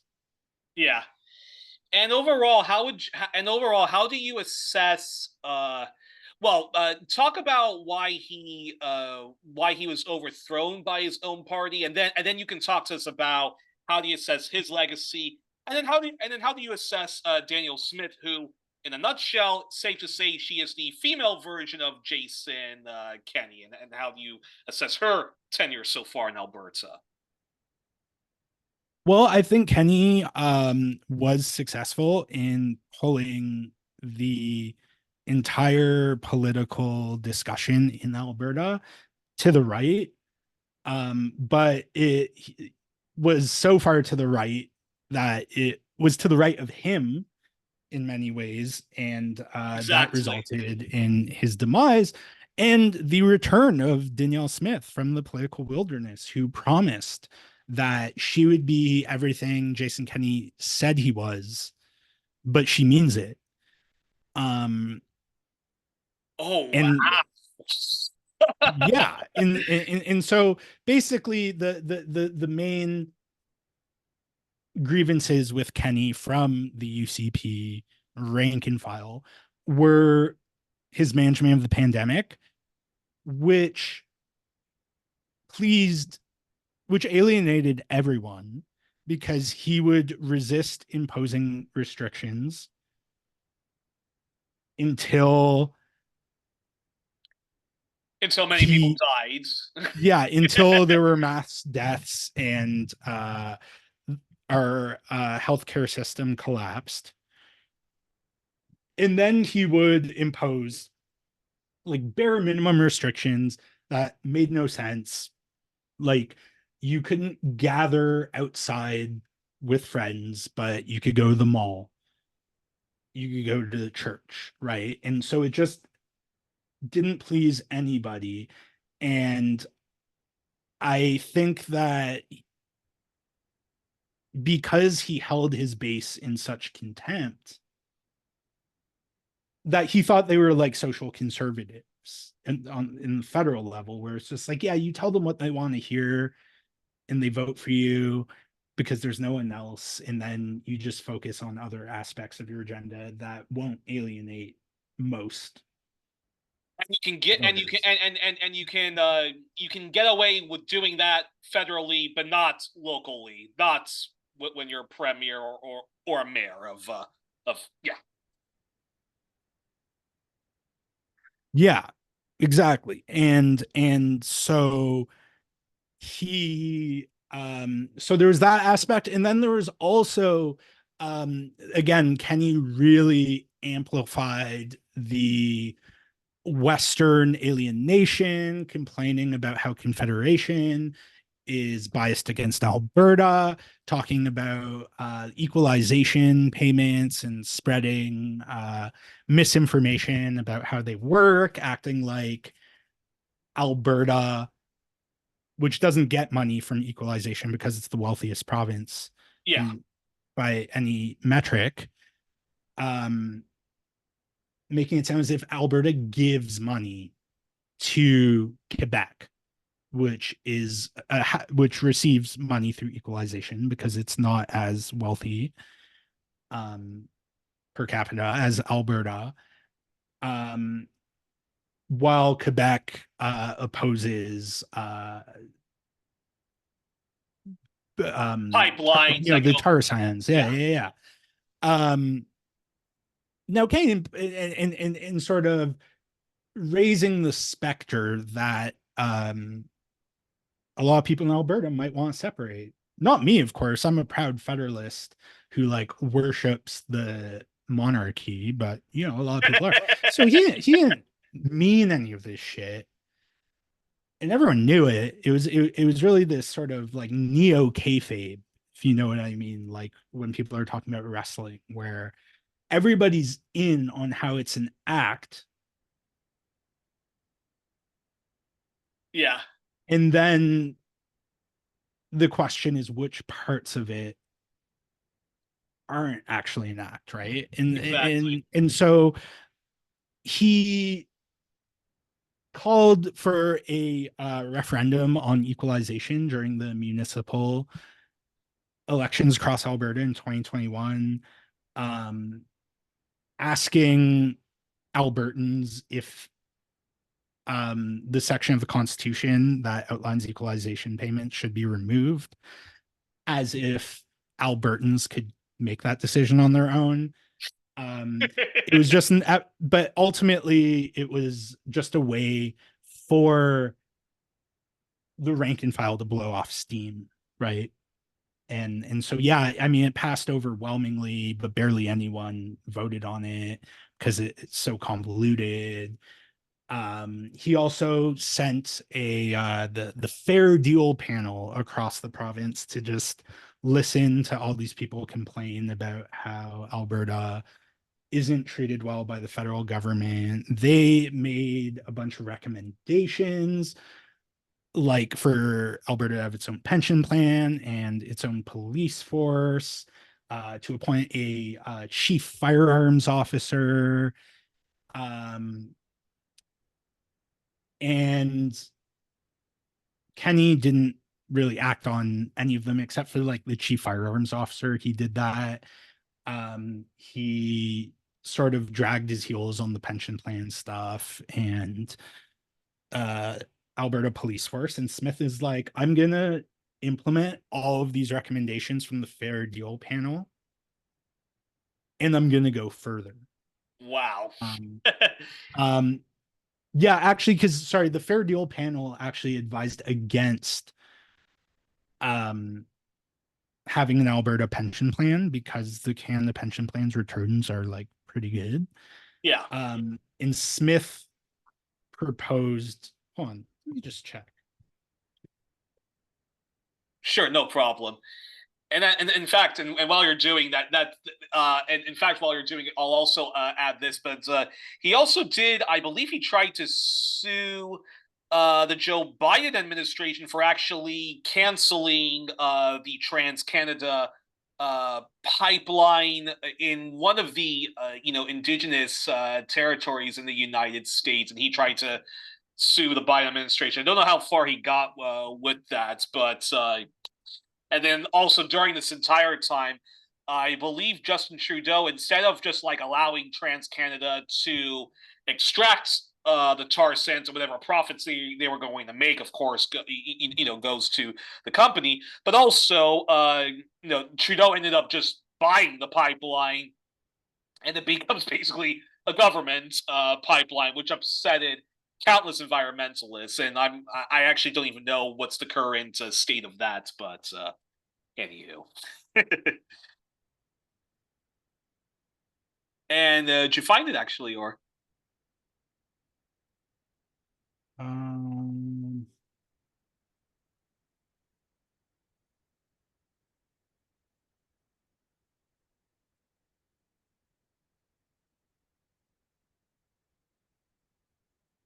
yeah, no, the pension plan was part of it. Yeah. So, what did it exclude? Oh,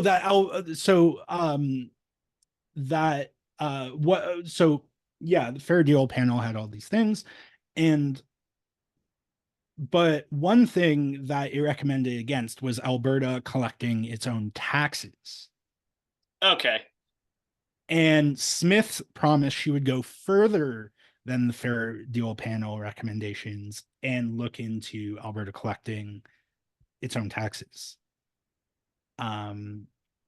Which bad And thing or a good thing though, or it doesn't really matter. It's well, I think it's a bad thing. I think it's unnecessary, right? But this goes back to the firewall letter that was published in the National Post in 2000 as this open letter to Ralph Klein that actually Stephen Harper signed before he returned to politics, and a bunch of Tom Flanagan signed it. Um, Andrew Crooks of the Canadian Taxpayers Federation, good buddy of Kenney's, uh, signed it, and Ken Bosencool, who has sort of was like a Stockwell Day advisor, and now he's like a big critic of. He became a big critic of Jason Kenney and now Danielle Smith.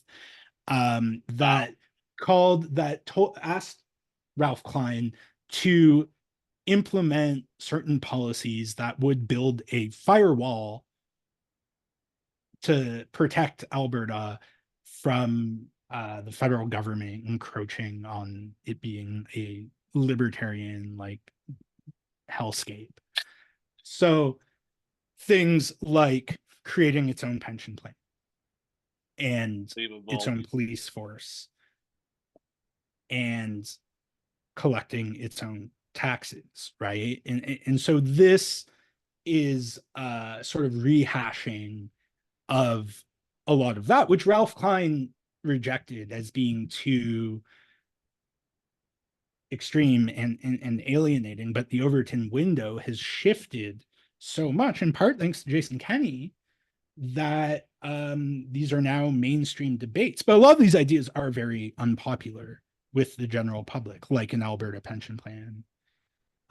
Fascinating. And I think you and yeah, and I think you've already given us a very good body of information of Danielle Smith's leadership and her tenure in Alberta. I got about three more questions left. I have to ask. So this one's I find very important, which is, what do you think it's going to take for the Canadian left to end the right wing terror that we see in Alberta and similar places in Western Canada? Although we can even argue in Ontario with Doug Ford and the CAC in Quebec, but specifically Alberta and similar places in Western Canada. And if another federal election was to come about, do you think the Conservatives under Pierre Poilievre will mount a comeback and we can thank the Jason Kenneys of the world for that?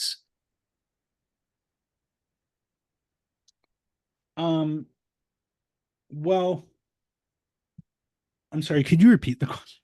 Yeah. What do you think? What do you think it's going to take for the Canadian left to end the right wing terror in Alberta and similar places in Western Canada?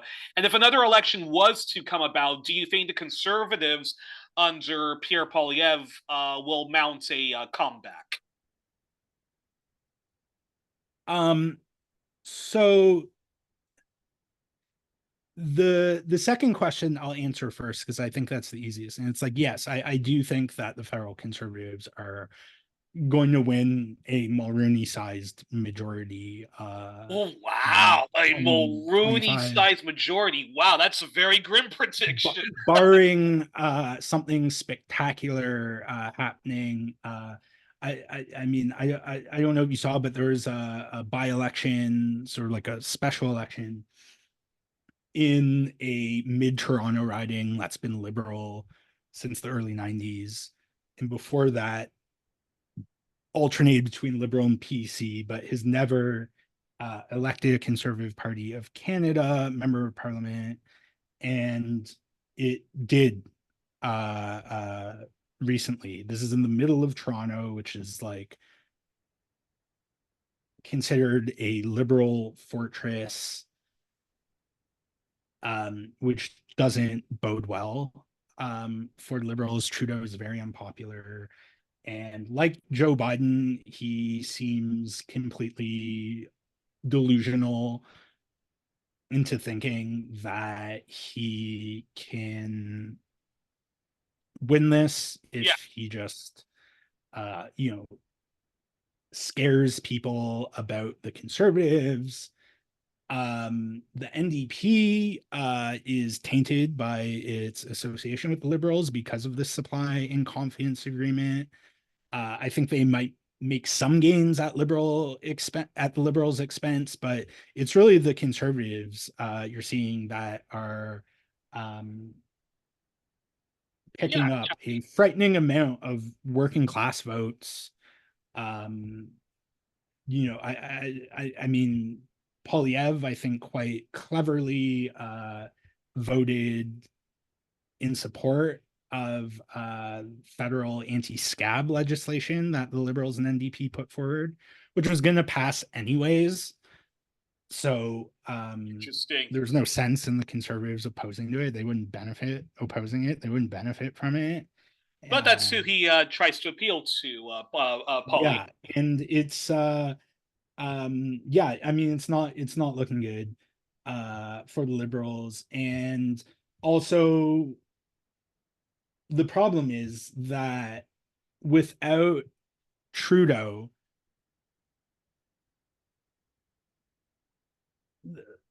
the problem is that anyone who would succeed Trudeau as Liberal leader has to answer for his shortcomings, has to answer for some of his but is also, I think, equally ill-suited for the current political moment. I mean, Pierre Poilievre is talking about, the World Economic Forum and, global economic elites, very dog whistle politics. But I mean, it's true. I mean, there is a global economic elite and they don't care about you. And, Chrystia Freeland, who's the deputy prime minister, is very much the embodiment of that global elite. I mean, she has a book called Plutocrat. She used to be a journalist, not a very good one, but exactly one nonetheless. Her book Plutocrats, which was marketed as this criticism of the global economic elite, consists mostly of her praising them and just saying but they should pay a bit more in taxes, right? Exactly. In fact, she even concludes when she was giving TED Talks and doing interviews plugging her book, that she doesn't even believe really in a New Deal like, FDR, and I guess, in the Canadian context, it would be William Mackenzie King, but she believes in a New Deal. So she believes in neoliberalism in a nutshell. And as you say, the rich should just pay a little bit more in taxes. So it's and you saw this too with people are talking about with the pandemic being the death knell of neoliberalism. But if you look at all the spending and all the debt that governments accrued, they didn't create any new social programs. It was all payments to individuals and to subsidize the cost of wages for businesses, and in some cases subsidizing rent. So I think what's often presented as the death knell of neoliberalism is actually an illustration of its enduring power, inability to adapt to the times, which allows conservative demagogues like Pierre Poilievre, like Jason Kenney, like Danielle Smith, Donald Trump, Nigel Farage, what have you, to seize on this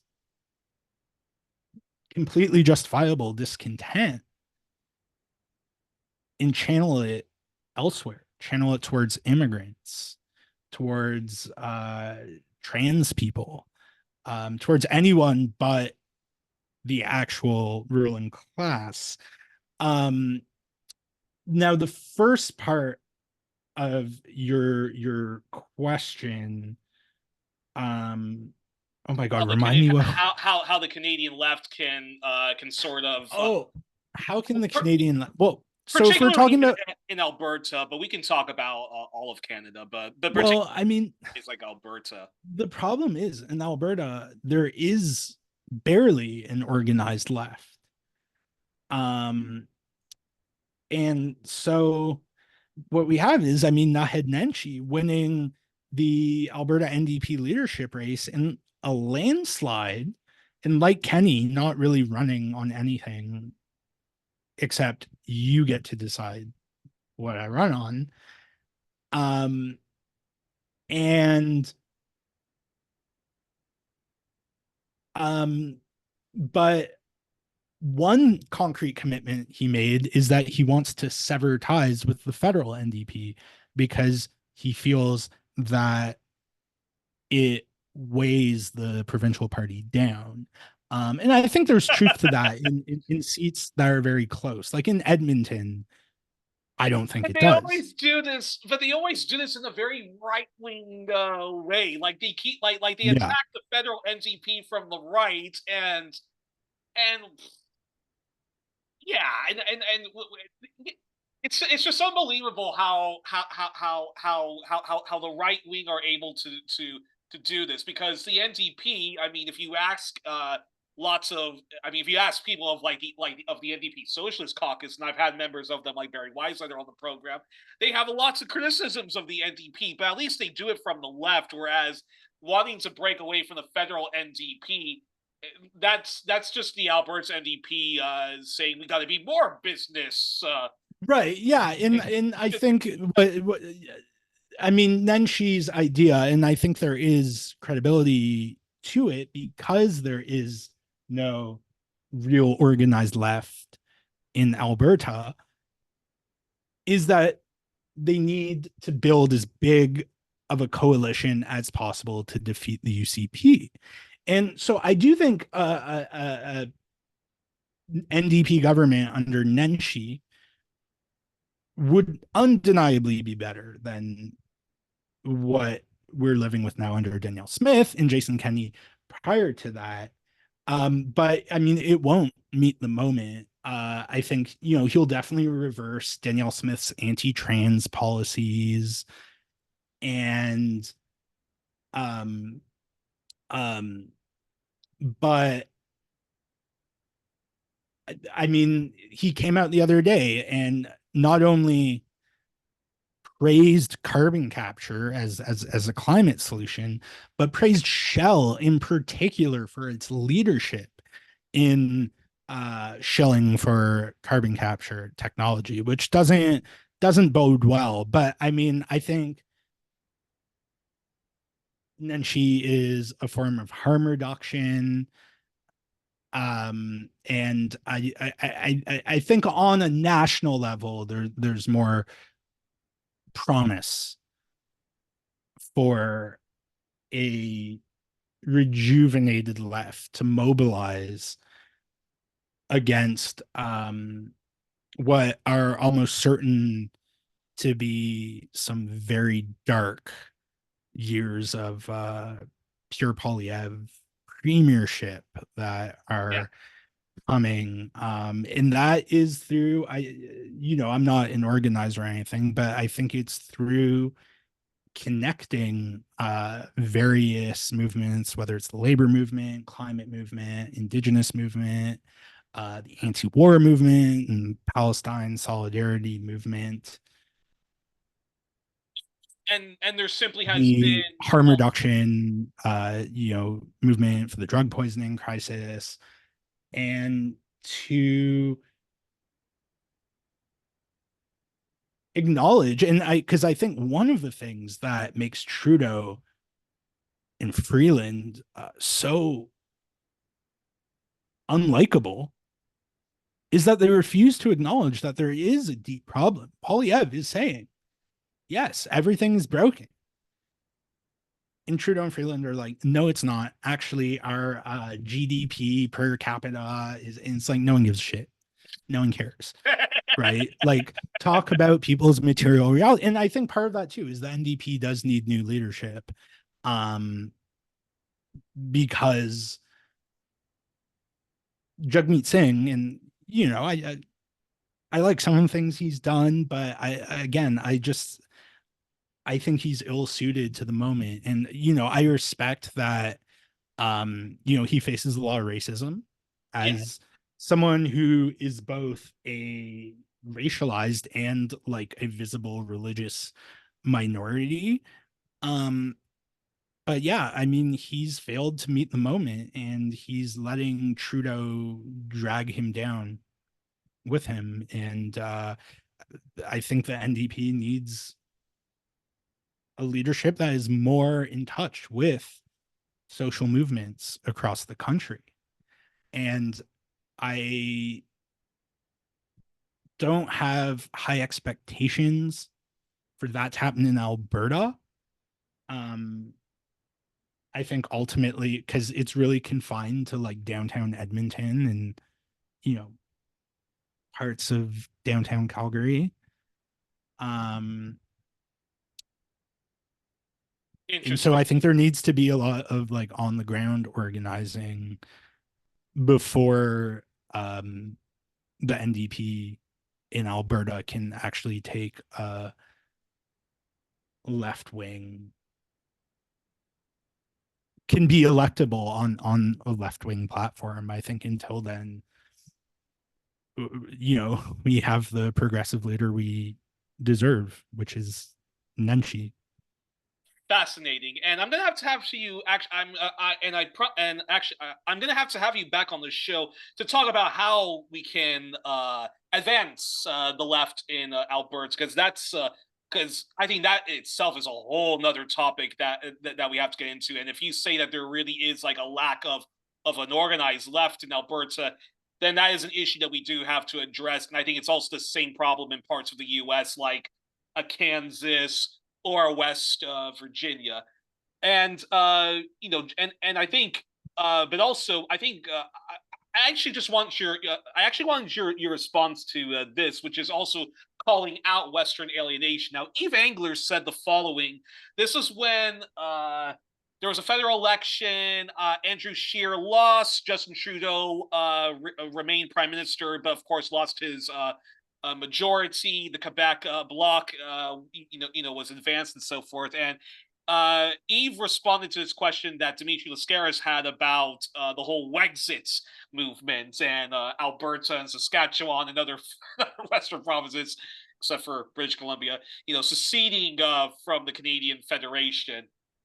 And Eve said, he said the following about the prospects of that. He said, "No, I mean, watching the CBC commentators last night and bemoaning Alberta and alienation. I mean, let's get down to it. This is about the fact that there are forces that want to move forward with extracting tar sands in a way that is going to guarantee the collapse of human civilization. And people in Alberta need to be told that very clearly. Those oil reserves, those heavy bitumen needs to keep in the ground. And the problem has been there are forces in this country that are refusing to call a spade, including Justin Trudeau, who made that declaration to oil executives in Houston 2 years ago about how if you found 170 billion barrels of oil, that no country would not extract that. This is what needs to happen. And this business about Western alienation, people in Alberta are still wealthier than anywhere else in the country. The stories about the negativity, the downturn in Alberta, the wage is still higher, the standards are still higher than the rest of the country. And this is really about we have to go in a different direction. And if people in Alberta are going to threaten to leave Canada over destroying human civilization, well, I think the chips need to be put down to the people of Alberta if they want to go in that direction. Your response.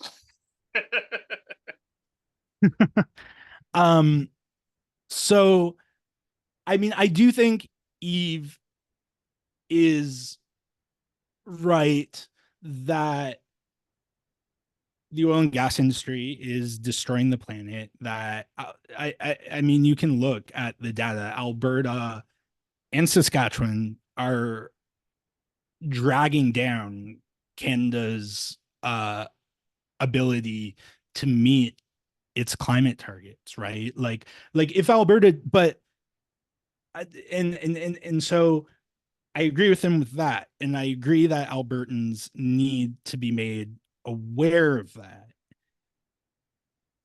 But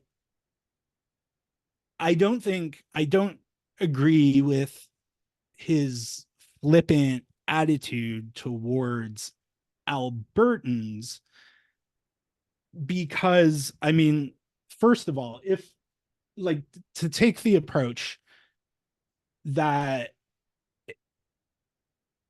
oh yeah, well, Alberta, if you don't like it, then fucking separate. I mean, that's not like an independent Alberta would be the worst polluting country in the world.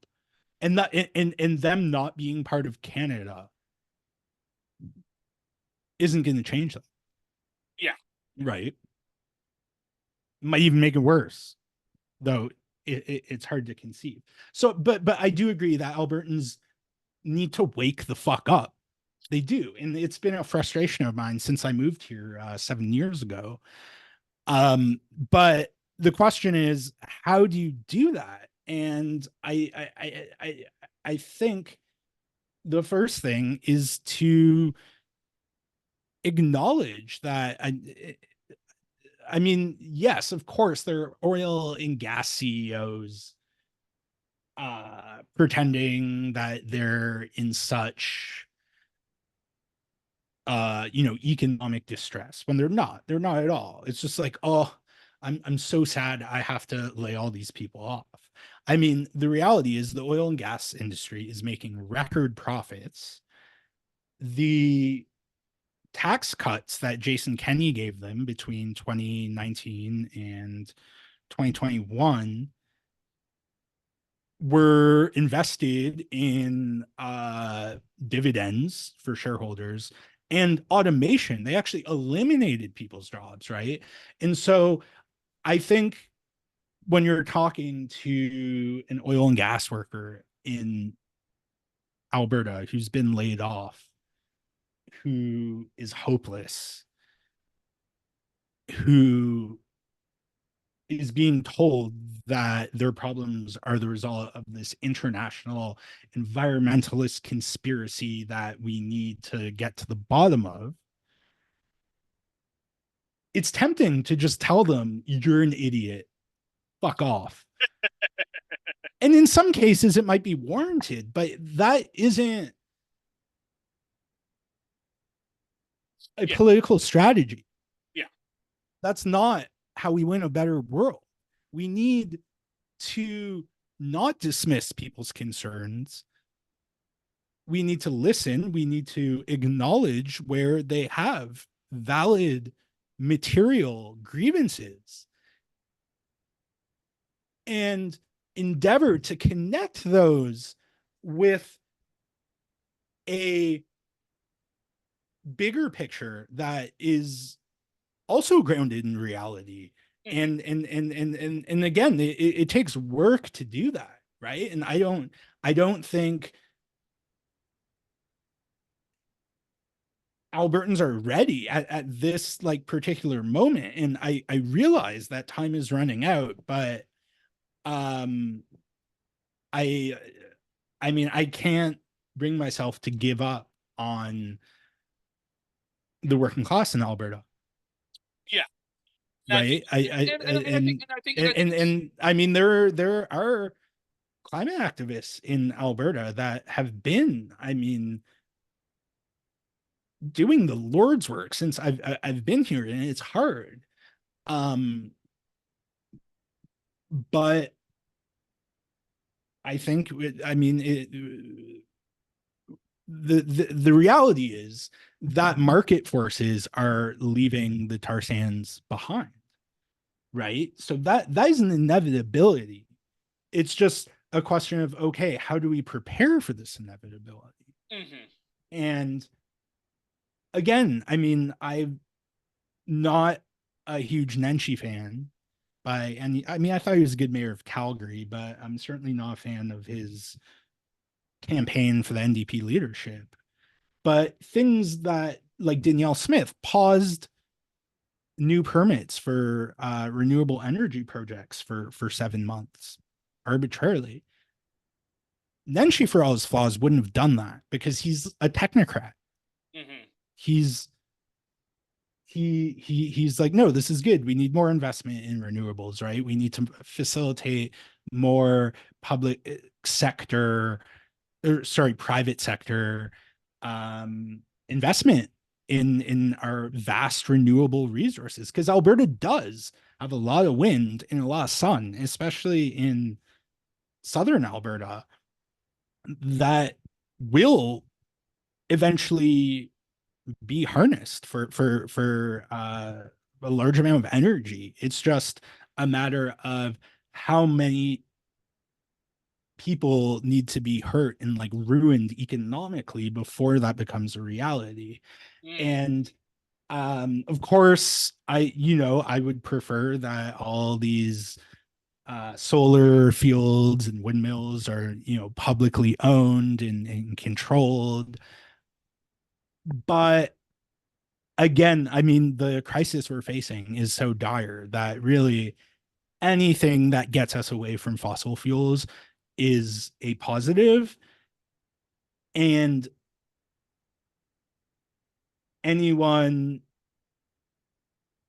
who stands in the way of that needs to be mobilized against and defeated. And while at the same time we're trying to build this mass consciousness that seizes on this like general air of discontent that we all know is here and guides it in towards a positive vision for the future.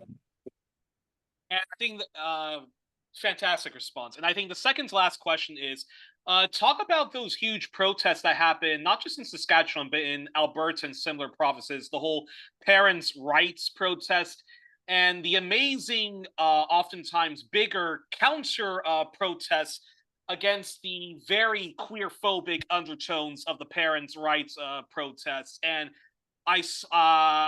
we saw a lot of the straight left's alliance to the 2S LGBTQIA plus community.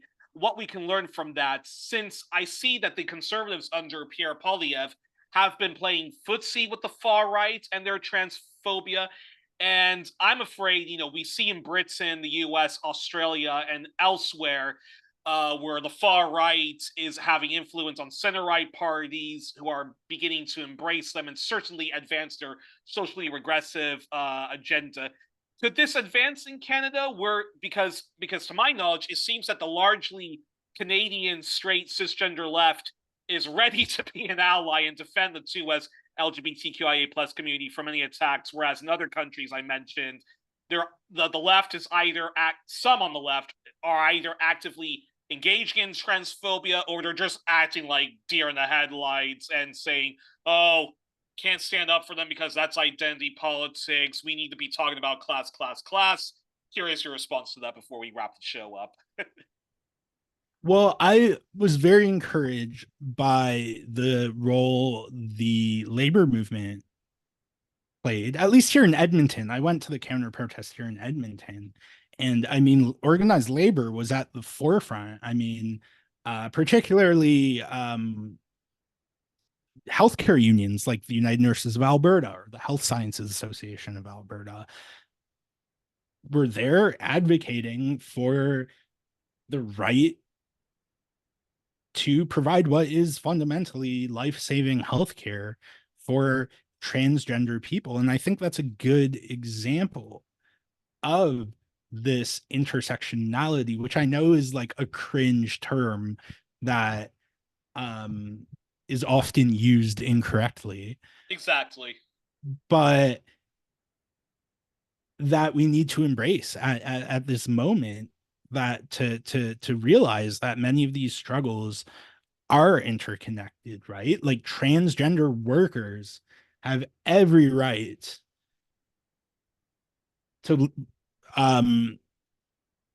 work in a workplace free from discrimination or harassment, and children have every right to explore their gender identity without adults telling them that no, they can't do that, that is abnormal, that it's ideological, that you have to wait until you're an adult, but also when you're an adult you can't be trans. You know what I mean? Like it is really, it was really disheartening to see so many people turn out um to these events, and to see, I mean, a friend of mine, Ina, Nice Mangoes. I don't know if you know her on online, but she said something to me recently that was like, the modern far right is intersection, right? They have racists and transphobes and um all sorts of awful views expressed by a very diverse array of people, which is a very cynical, superficial weaponization of the identity politics that they purport to be so against. And yeah, it was really concerning. I mean, seeing, I mean, I think there is some overlap between people you would see at a pro-Palestine rally over the past 9 months and at these anti-trans rallies, They're right? Like phobic. conservative Muslims. Yeah. And um and yeah, I mean, it's hard. It's hard because we know that the people organizing these events that have immense sway over Alberta's premier, right? The religious conservatives, Christian nationalists, don't they're using you, and it's so transparent. I mean, I remember seeing like John Kay. I don't know if like if your listeners don't know, he is, you're fortunate. He's the dog shampoo guy, but he's also like a deranged right wing Canadian pundit. But I remember him talking about how, oh, the left is so disrespectful of Muslims. In like, I Googled Jonathan K. Islam, in literally in 5 seconds, I found a headline from 2016 that was just like Islamophobia isn't real or some shit, Let's right? Like it's just so transparent. And yeah, I mean, people have deep-seated religious views, but if it leads you to discriminate against people, and if it leads you to discriminate against children, I mean, think about it. Like just and to align with people who are weaponizing your identity to promote a broader agenda. I mean, again, their reaction, they're reactionaries of all different backgrounds, right? And we don't want to, use identity politics in like a crude way, but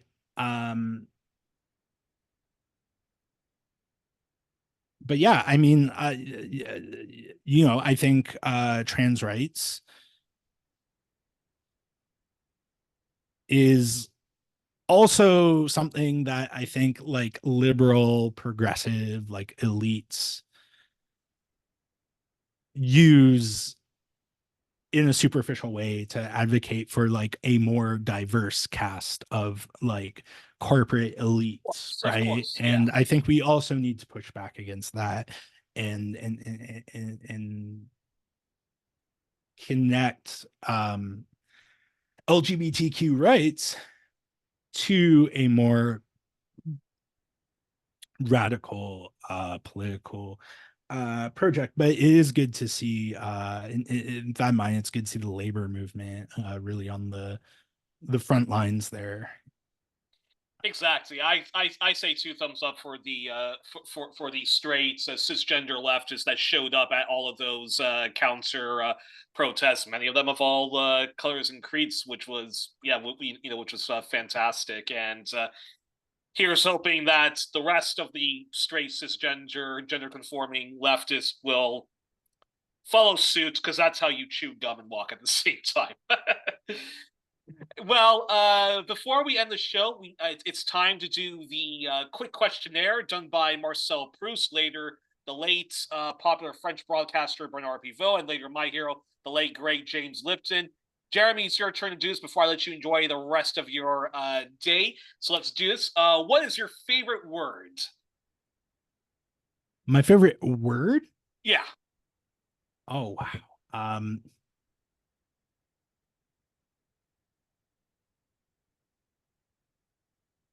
Axiomatically. Axiomatically. Okay. What's your least favorite word then? Oh man.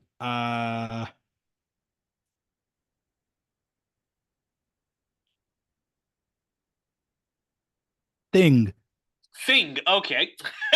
What turns you on? I always hate when I have to use that when I use that word in writing. I'm like, there's got to be something more specific. Exactly. Axiomatic. I mean, I could, I'm sure if you asked me that question tomorrow, I'd give you another word. It's just one I used in writing recently, and I was like, that's a good word. Yeah. No problem. Then, what turns you on creatively, spiritually, emotionally, or psychologically? What What turns you on creatively, spiritually, emotionally, or psychologically?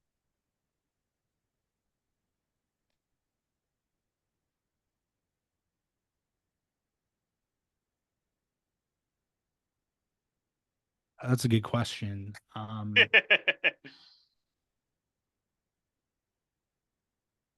be anything from good piece of music, looking at people protesting for a good cause, or yeah, anything. Yeah, I think something, at least over the past several months, that has been something that's really kept me going. Just going to a protest or an action or whatever with people of varying backgrounds that are united in common purpose, with and we're able to Mobilize and so forth. able to mobilize and at the same time enjoy yourselves in common cause. I also find creatively taking a shower, I often come up with a lot of my best ideas in the shower. Interesting. We've never had an answer like that before, although we have had many people say we've had many people say that they like the sound of the ocean and stuff like that. So that's very interesting. Oh, and also going to a good concert. honestly, that is probably my number one, like, all time. But in terms of where I've been at this year, yeah, it would certainly be protest. Can't wait. Can't wait to go to some of my first protests in the future. Then, what turns you off, by the way?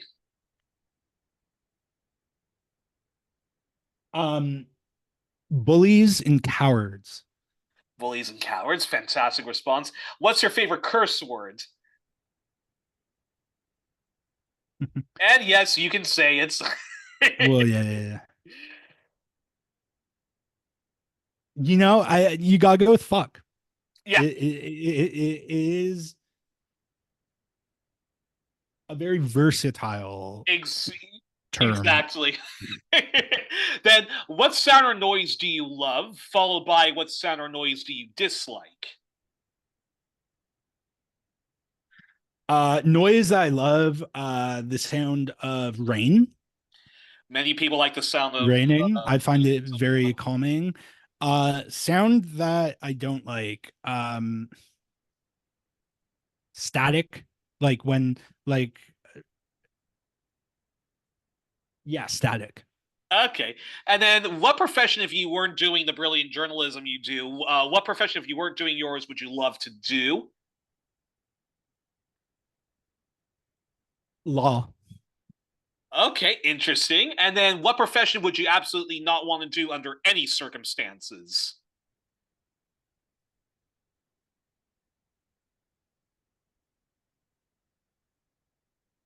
PR.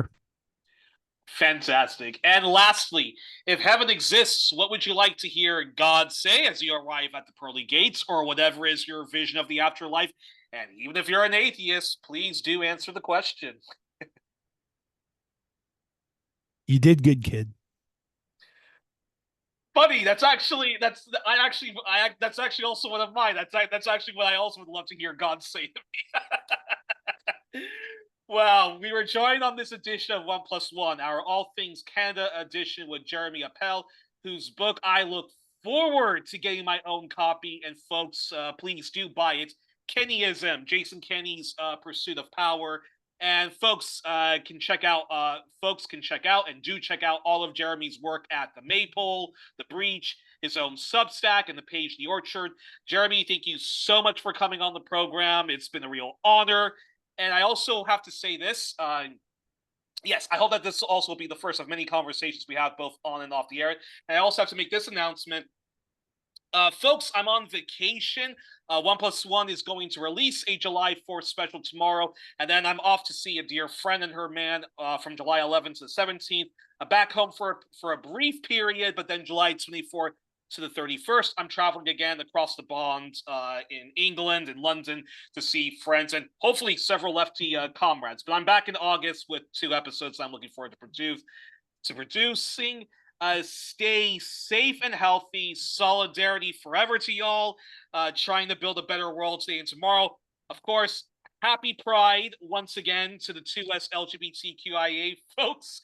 And fuck the 4th of July. And folks, please do a bonfire of the founding thieves. Oh, I'm sorry. The Founding Fathers and John Wayne films. Congratulations once more to Julian Assange and his family and the global supporters and lawyers for getting him out. And to the Palestine Justice and Solidarity movement, please keep up the great work you're doing in the protests and don't let them take the fight out of you. I'm off, so good night and good luck, folks. And Jeremy, again, thank you so much for coming on the program. Pleasure to be here.